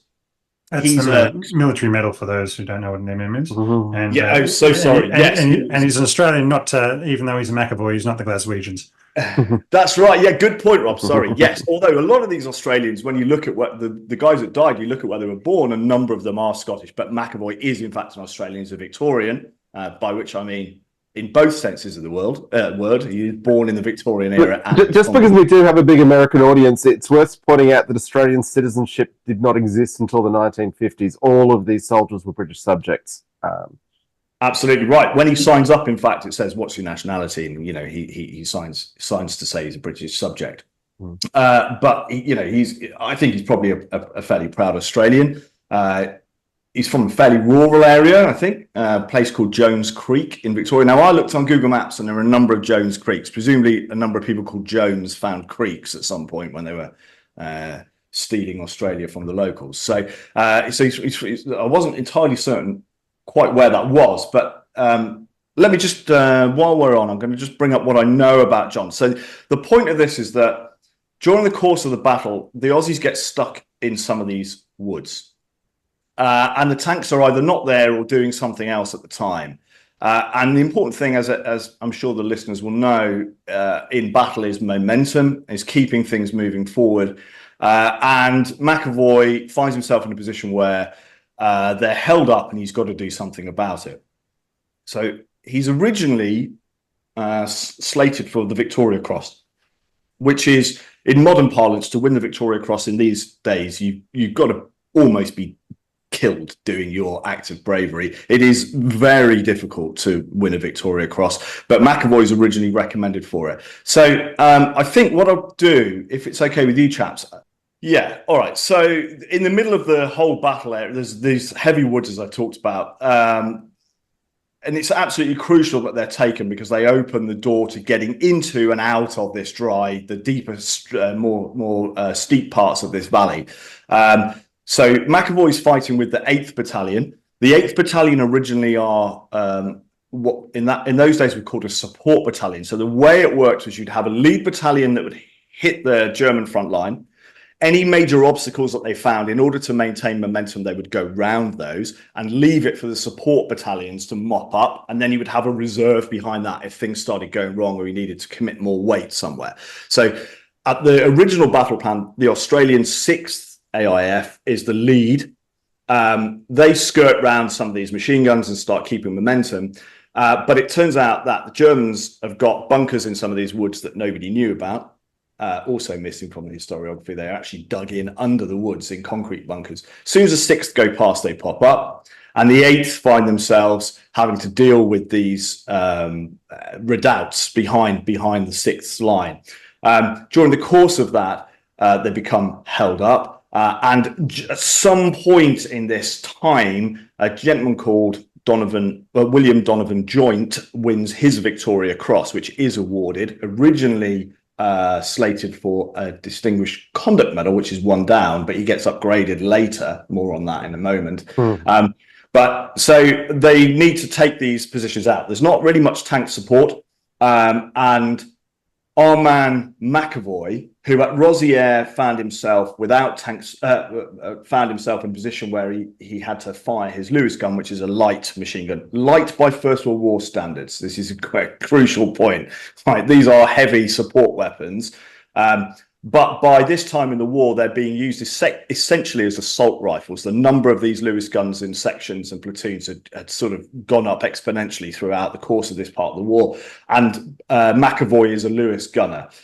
So where we are now is, I'll read, in fact, what I'll do, if it's okay with you, is I'll read the citation. How's that? That makes a lot of sense. Sounds good. All right, so for conspicuous gallantry, skillful leadership, and fearless devotion to duty on the attack on Eurleville Wood on the 23rd of August 1918, this non-commissioned officer was in charge of a Lewis gun team. And when the leading battalion suffered heavy casualties, so that was the 6th, the companies diverged, leaving a dangerous gap. McAvoy on his own initiative, rushed his Lewis gun and team forward and saved a critical situation. His little party was subjected to an intense fire from enemy machine guns, from trench mortars and direct artillery fire. These are the artillery pieces that were brought in to protect against tanks. So he engaged the machine gun and by accurate shooting, exposing himself fearlessly to do so, put 3 enemy machine guns out of action, stopping the enemy enfilade fire on our line and allowing the advance to continue. Later, he worked forward with his Lewis, because if that wasn't enough, he hasn't just then gone back for a cup of tea or something. He's stayed in the line. And later, he works forward again with his Lewis gun, breaking down defensive machine gun posts and rushing a battalion headquarters, an enemy battalion headquarters, taking a large number of prisoners, including the battalion commander. He formed the prisoners up and marched them to the rear under their battalion commander to our own line. Returning again, he went forward, engaging all enemy machine guns that fired on his front, keeping down their firing, allowing our troops to push forward. In Plateau Wood, when a nest of enemy machine guns fought with stiff resistance, he outflanked the party and brought accurate fire to bear with his Lewis gun, killing and wounding a great many and causing the remainder of the garrison of about 40 to surrender. He set a magnificent example of courage, initiative and dash, and inspired all around him. He continued, and this is a key word here, his superhuman work until seriously wounded by shell fire in the head and arms. Now, at some point, he is then evacuated as a casualty because he's got this, it says shell wound in the citation, but his medical notes say gunshot wound to his right maxilla, which is the upper jaw area. Now, this I think is really crucial because we were talking before, gents, weren't we, about this is the birth of Australian nationalism, right? So as you quite rightly said, John, at the start of the war, Australians signed up as British subjects, but there are moves in Australia for proper or more closer to independence as Australia as a not just a nation but as a state, and part of that is constructing, much of it based in fact, but constructing this concept of the Anzac hero, the Australian digger, who is 6 foot tall, rural, tanned, a superior human being to his slightly sickly looking British counterparts. They all have very lantern jaws as well. Yeah, there's here in Canberra there's a lot of statuary that just it's a certain type, and that's what they want. And I would argue Ben Robert Smith's Victoria Cross in Afghanistan was entirely related to fitting the shape. But yeah. Now that's an interesting point, because if I can bring up a picture of William Donovan Joint, the two, he and Robert Smith don't look too dissimilar, actually. They both conform to that, right? Whereas a man shot through the top of his jaw, possibly with a brain injury, he's going to have, in fact, I was speaking to a doctor at a wedding about this, what fun wedding chat I am, just the other day. And I said, well, you know, kind of, how is that, what's that going to look like? And he said his face is going to be wrecked, right? Even if it's not open scarring, if it's gone in through the mouth, the top of the jaw is going to have collapsed, and that's going to have a real impact on his visual kind of appearance. So for that reason, it is my supposition that although he is originally recommended for the Victoria Cross, someone somewhere is thinking about parading these Victoria Cross heroes through the streets of Canberra and Sydney, and questioning whether a man with potential brain injury and facial disfigurement is going to fit in with that image of Australian masculinity or not. I don't know for sure, but what I do know is that he's recommended for the Victoria Cross, and then it's downgraded first to the DCM, then down to the military medal, or rather a bar, which means a second military medal compared to his first one at Rosier. And at the same time, old William Donovan Joint, I'm not saying he didn't earn his Victoria Cross, he almost certainly definitely did, is upgraded from a DCM to the Victoria Cross a couple of days after McAvoy is downgraded. And that's why I'm here, because this side of the world makes it really difficult for me to find records. Now, as far as I can tell, John Jack McAvoy, 6071, Lance Corporal John Jack McAvoy of Victoria, didn't have any children, but he did have a wife called Florrie. And Florrie I know that she accompanied him to go and collect a couple of his medals in 1921. Sorry. So he's evacuated and he gets returned to Australia on the Jackardo, I think it's called, in 1919. She knows he's been injured. She doesn't know any details, as far as I can tell from the record. So she goes to pick up her lovely husband with his medals and everything from the boat and finds this man probably quite changed from the man that left in 1916. And she goes with him to collect his medal. So we know they're still kind of knocking around together at that point. Later on, throughout the 1919, 1920s and 1930s, at some point they become estranged. Why that is, I don't know. I should imagine living together was very difficult with his experiences and potentially with his injuries. Yeah, I would guess he was in chronic pain, but... I should think he was in chronic pain. And how do you treat chronic pain? How do you self-medicate chronic pain in those days? Probably drink a lot of whiskey, yeah. Drink a lot of whiskey. And certainly we know he's at some point in the 1930s, because his brother writes to the War Department or whatever you call it in Australia there and says, do you know where my brother is? He's probably drawing a pension. I'd really like to know where my brother is. And John Jack McAvoy's brother, Arthur McAvoy, is a sergeant in the police. And in fact, before the war, John Jack was a fireman.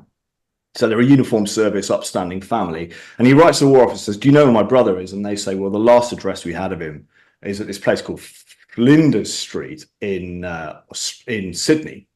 And looking at it today, looking around that area, there's a lot of hostels.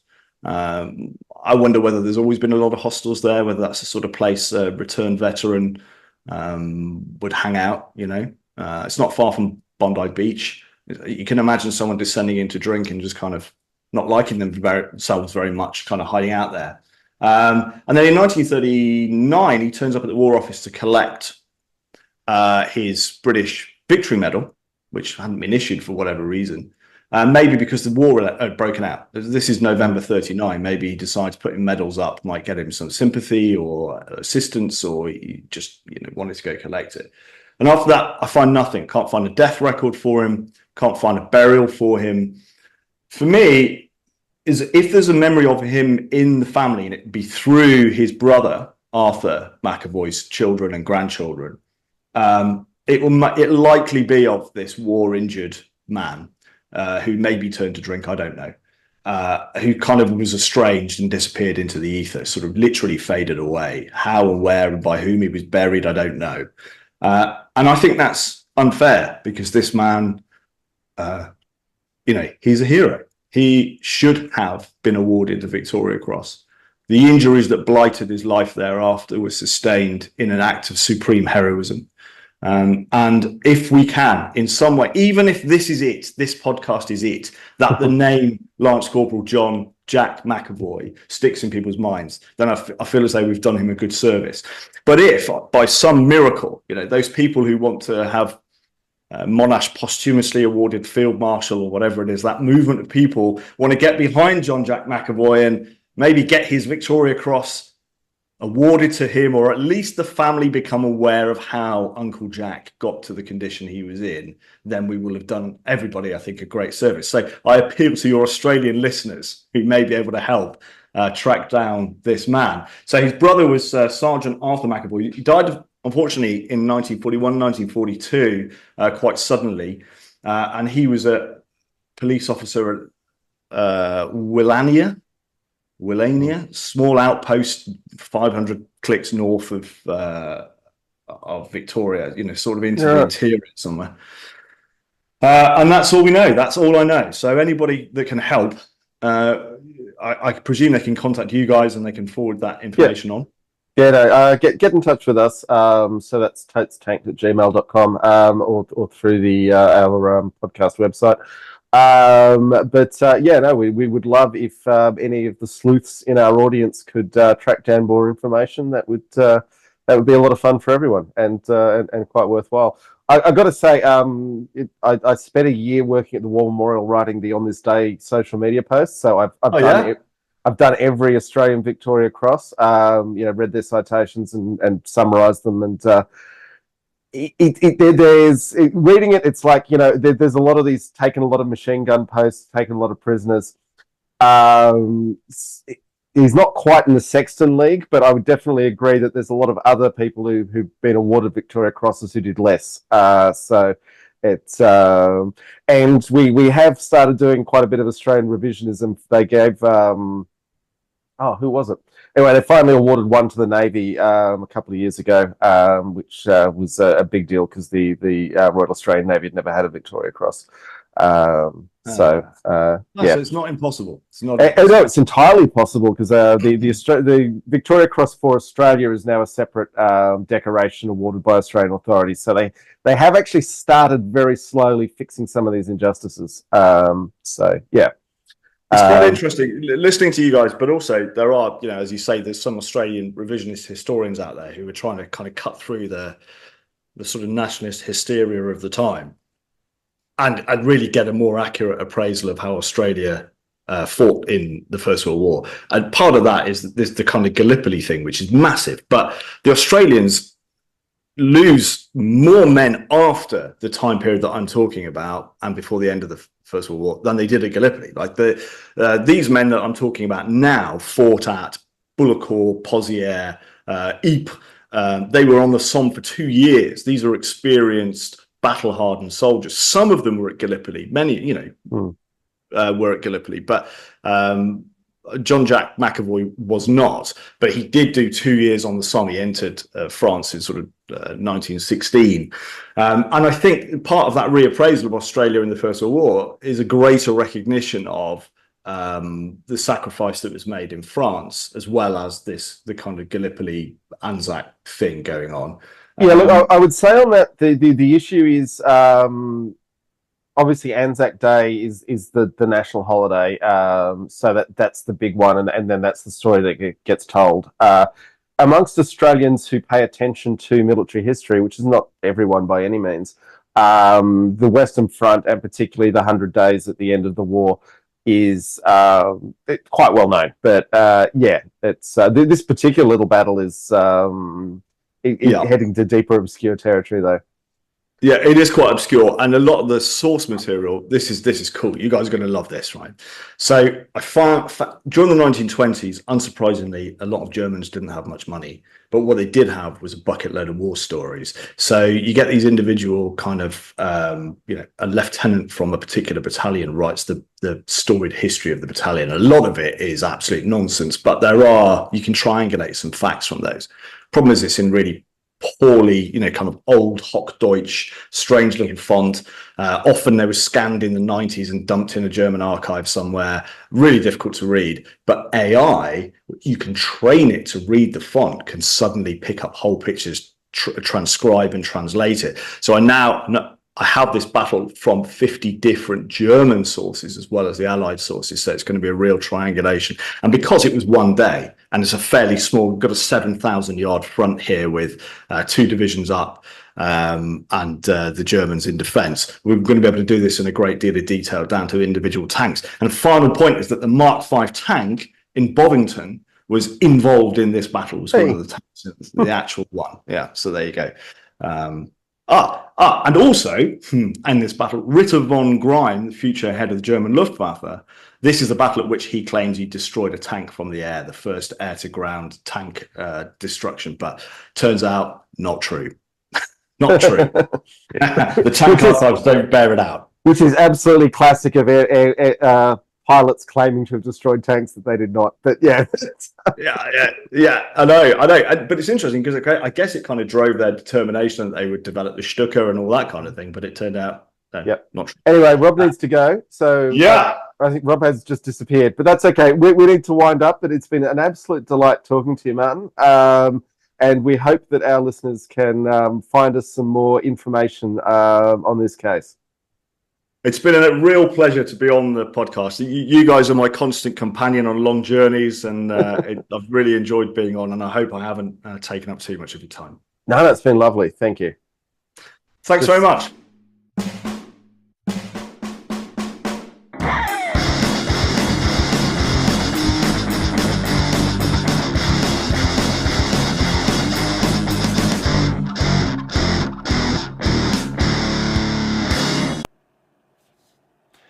Thank you, Martin. And for anyone who knows how to track down relatives of Jack McAvoy, please get in touch. If you'd like to read the Jack's 2 citations and see where they crossed out the Victoria Cross, which John actually made available in that interview, They are available on the Australian War Memorial website, and you can easily search for him under the service number of 6071. So, that was very easy to find and look up, saying, you think you're going to get the Victoria Cross, and we're just going to cross those out and go for the military medal instead. Now, John, patrons. Yes. Patrons, yes. Our lovely patrons. I thought we'd come back straight into the patrons, but I messed that up. But here they are.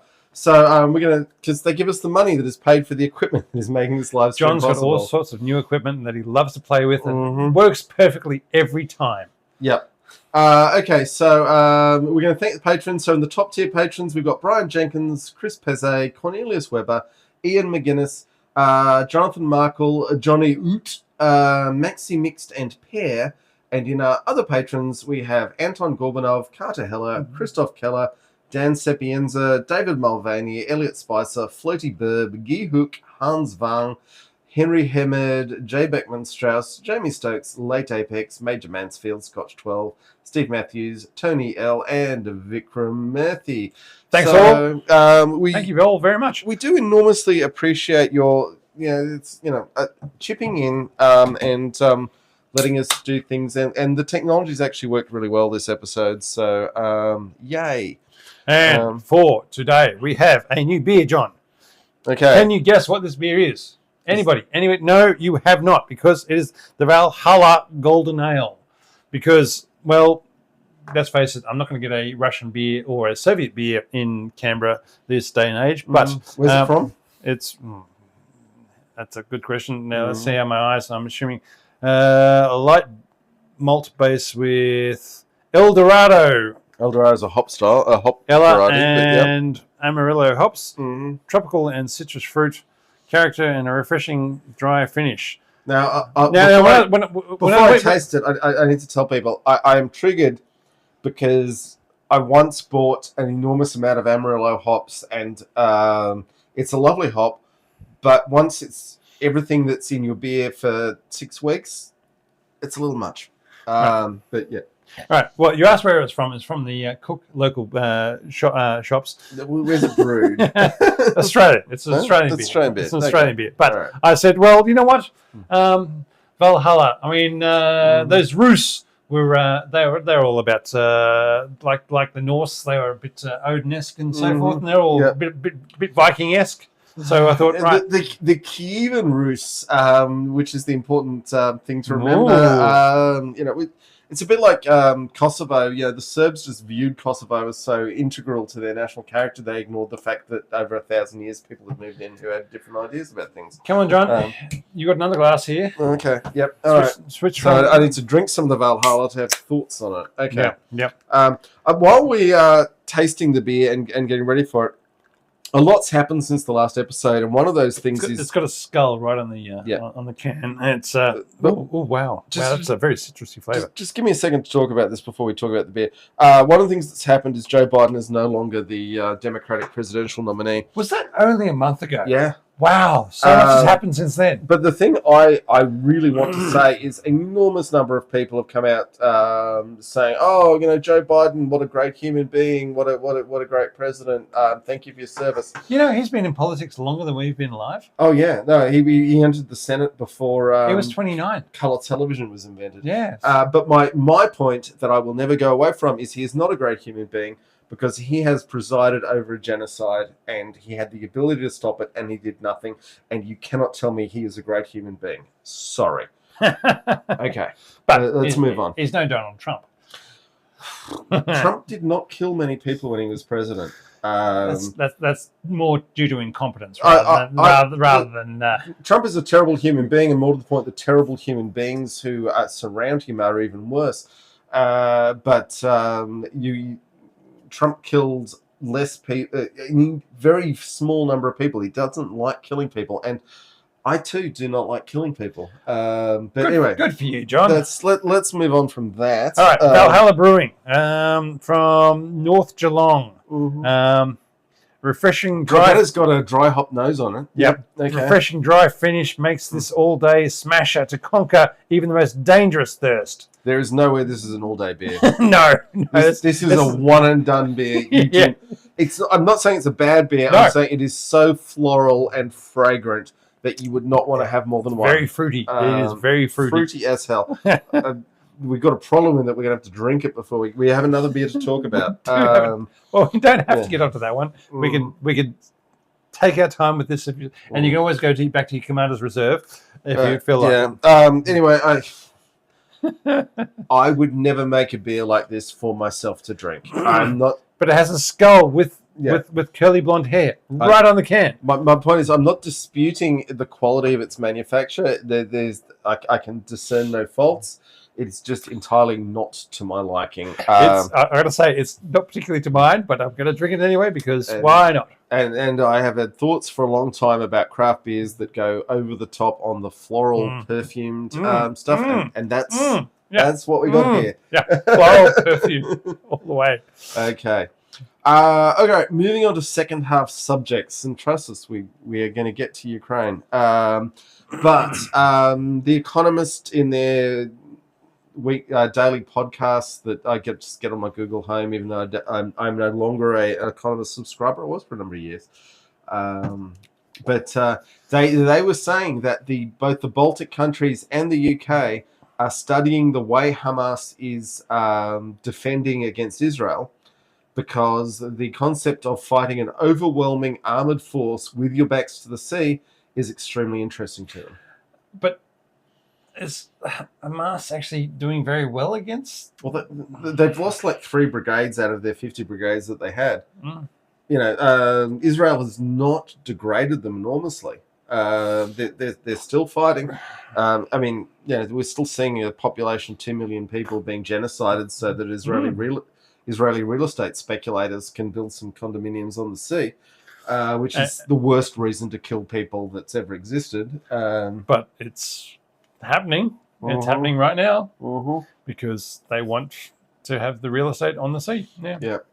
And it's not like they don't have a fair coastline. Their whole country's mostly coastline. But anywho, look, we're going to quickly get through the Israel stuff because it makes me nervous, because I don't want to be seen as being anti-Semitic. I am not. I don't want to be seen as being anti-Israeli. I have had an enormous number of Israeli friends through my life.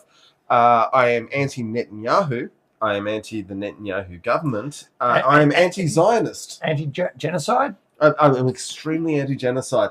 And it's weird that this has become a controversial position. The fact that you don't want to see women and children blown up by armoured tank brigades running through their cities as they get crushed under their tracks. In fact, what we're talking about weird, now might be the moment to mention that we now have the prospect of a Tim Walz, J.D. Vance debate. The vice presidential debate.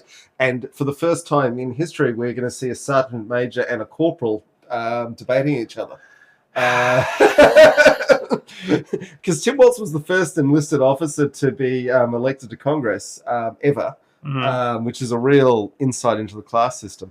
But and J.D. Vance is being a corporal, became an Ohio senator, coming into the Senate. Yeah, wow. So anyway, enlisted represent. We're all for that. So now there's a real possibility that Israel's going to invade southern Lebanon in the near future. Invade southern Lebanon again.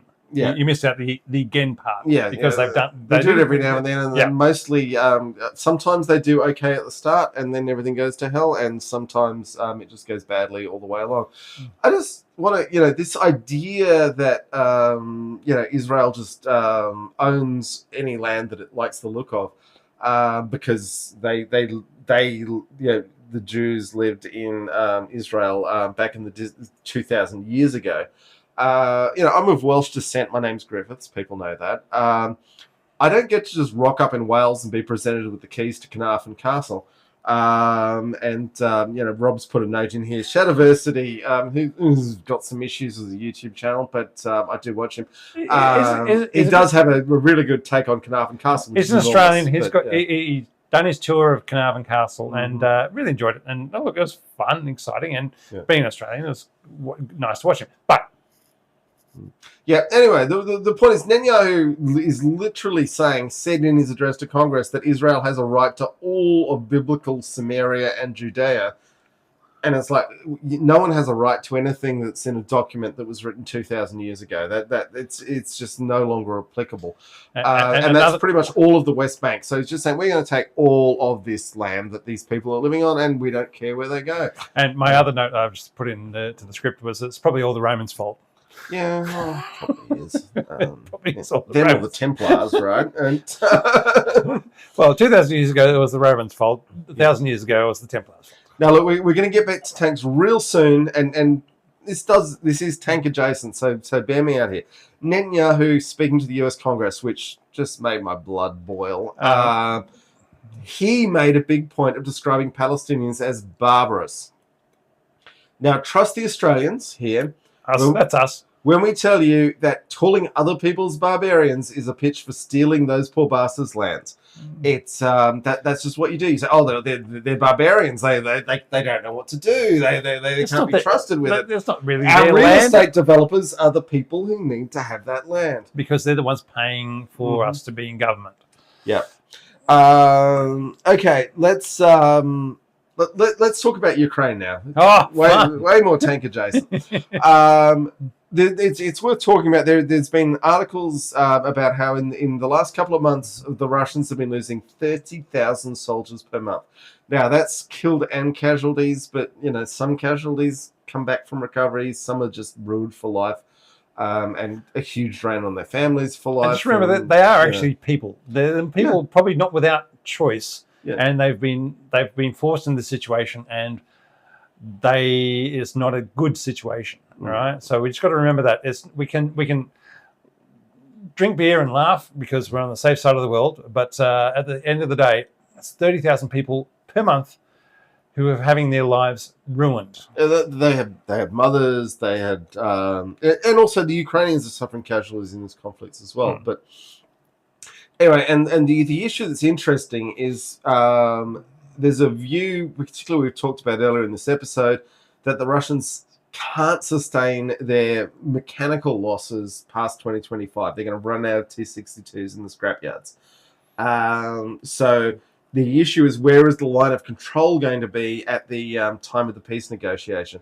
And if you think that isn't important, go have a look at the history of the Korean War, where there was enormous number of Americans and British and Australians died making sure that a particular hill was held at the peace negotiations. So they could say, okay, we'll give you, if you march 3 kilometers further north than Seoul, we'll give you this hill that's 50 k's away, slightly above the 38th parallel. Yeah. So who holds the line at the moment of the negotiation is enormously important, and unfortunately, people's lives are being ruined about that.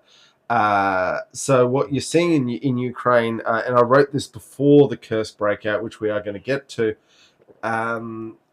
it still holds up in that it's about where you can draw the lines, and the Russians have been burning an enormous number of human beings' lives to have the best possible position. Anywho. Red Effect on the new Indian light tank, which we talked about this tank last week, but last month. Last month. Red Effect did a really good video. Apparently, there's a Belgian company called, I think, Cockerell, and they designed the whole turret. So the L7 gun that's in there. Well, the Cockerell guns have been used in a number of different vehicles. Cockerell guns or Cockerell turrets? Yeah, turrets. With guns. They throw them into a number of different vehicles. But yes, go. So it's just interesting that basically India has, they've been burned by the Arjun program. There's no doubt about that. And what they've done is said, okay, we're going to get the turret, which is that's most of the systems integration is what's in the turret. Pop it in from Cockerell. We're buying. I'm guessing, but I'm pretty sure it's going to be a German diesel engine in the back, and then putting a bit of steel around the outside of that and building tracks, that's lower order work, but it's it's certainly going to be interesting because lots of other countries can take that Cockerel turret and put it in their thing because the Belgians will sell to anyone. Oh, good, yeah. But Yeah. no, I mean they've done it with various other, as I was saying, other tanks before, whether it's the 90 mil or 105 mil guns or whatever. They can say, well, we'll just build this and provide it to you and go in. All right, Ukraine invading Russia towards Kursk. A mechanized core invasion into Russia. This is it's not amazing, and we don't know how it's happening. But from what I've seen, there's no tanks. There's just armored fighting vehicles. If those mechanized brigades have tanks attached, I haven't seen anything that says there are tanks involved in the activity. That's why there are Striker, US Striker vehicles. There are all sorts of armored fighting vehicles, but there are no tanks involved. So I could be totally wrong, but from what I have seen shown online, yes, they have gone into Russia towards Kursk.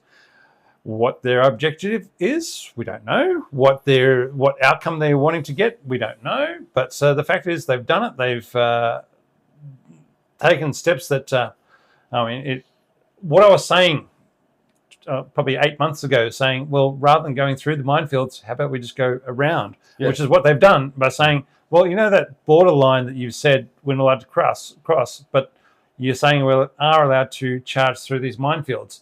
How about we just go across that line that you've told us we're not allowed to go across and just do that? Okay, now I have a thought on that, which is the Ukrainians have been abiding by the rules the Americans give them with equipment sales. And then they have watched, and we all know they've been watching, Israel ignore every rule about every weapon that they're sent. Yes, that's a really good point. And Ukraine has looked at that and said, well, the corpse emperor is asleep on the throne. That's a Warhammer 40K reference. But the corpse emperor is asleep on the throne. We can ignore all their rules and nothing's going to change. And so Ukraine is blown through an enormous number of red lines. But good luck to them, because as we discussed months ago, what they had to do was get around the Russian defenses. That's why D-Day was on the beaches of Normandy. You don't attack the enemy where they're strong; you attack them where they're weak. Yes. And so they've changed the rules of the game by assaulting into Kursk. The worry is an armored core, a mechanized core, although it definitely has armor in it, as Tasman has noted, that's a lot to lose, and any assault is creating a salient to be cut across, and but Ukraine have been, one thing they've done throughout this war is fight in close to cut off salients and then withdraw in time. So hopefully, because we kind of expected this is a case of we're going to go in and smash stuff up and then run back across the border and say, right, come get us if you think you're hard enough. But it's not a case of we're going to smash our way in and say, we're going to hold this land. I don't think they're going to try and hold it. I think it's a case of we're just going to make everybody miserable by going in there and saying, you need to move strategic reserves from elsewhere to here to stop us doing this again, because otherwise you'll start losing popularity at home in Moscow. And that is the important thing, is affecting how people in Moscow think of Vlad. I think more to the point, this is about setting the table for the peace negotiations. I think that's a really good point of saying, well, if something happens come November and they are forced to go to negotiate for peace, then making sure what land is held by whom is and can be negotiated one way or the other is a very important point, because if you don't hold any of the other person's land, then you can't negotiate to get your own back, and that might be very important.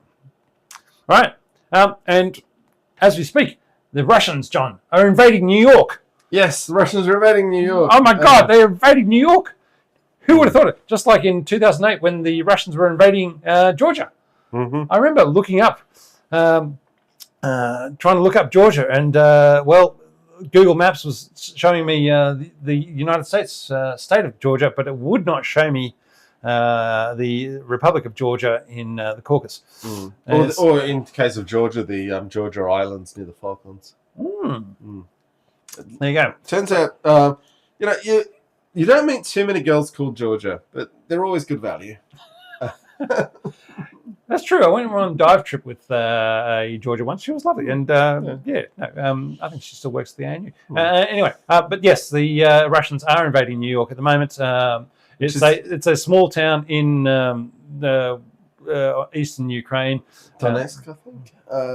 Anyway, Zaporizhzhia. I don't know. Anyway, and it might be spelt NIU York. But it was definitely named after the city itself, the city that never sleeps, New York itself. Anyway. Now, getting back to beer, Alan has asked a question, how can it be fruity and dry? And that, Alan, is about dry hopping of beer, which produces sweet flavours that aren't actually sugary, which is a bit weird. And in my own home brewing, I never use dry hopping. I think it's the business of the devil, but most craft beer uses it enormously. And so it's a bit like aspartame in that it goes in there as a flavour that presents on the palate as sweet, but there's no extra sugar in it. And we were thinking about how many beers we need to bring down for this segment, but I'll tell you what, one will do us because... it's we are nearly done. This podcast has been going for 2 hours and 14 minutes, and it's getting close to being enough. And we're back to the poll of 20 votes, a bit meh, 40%, and transformative for the T-62, 60%. So the ayes have it. The weirdly enough, having presented the information that we chose to present, people have taken what we said as the thing. We're very persuasive that way. Yeah. Yes. Anyway, the poll is with us once again. So thank you. Thank you, poll voters, for supporting us. Speaking of poll voters, what about that French dude? Was he French or Italian? Anyway, the point is he had an enormous dong, and now the whole world knows he has an enormous dong, but he didn't win a medal, and he's like, well, you know. I can live with that. Worst things happen at sea. Computer losses. Yeah. All right. So, folks, we thank you so. Remind you once again, if you want to get into researching, give us some thoughts on John McAvoy and his family, so that Martin can present them with a commemorative VC. Obliteron says he won our hearts. He did. He did. Yeah. Okay, and on that note, Rob, we are done. We will be back in about a month. Sometime. Yeah. Yeah. All right. Okay, folks. Take care. We love you all, and enjoy the next month, and let's see how the world turns out. Thank you all.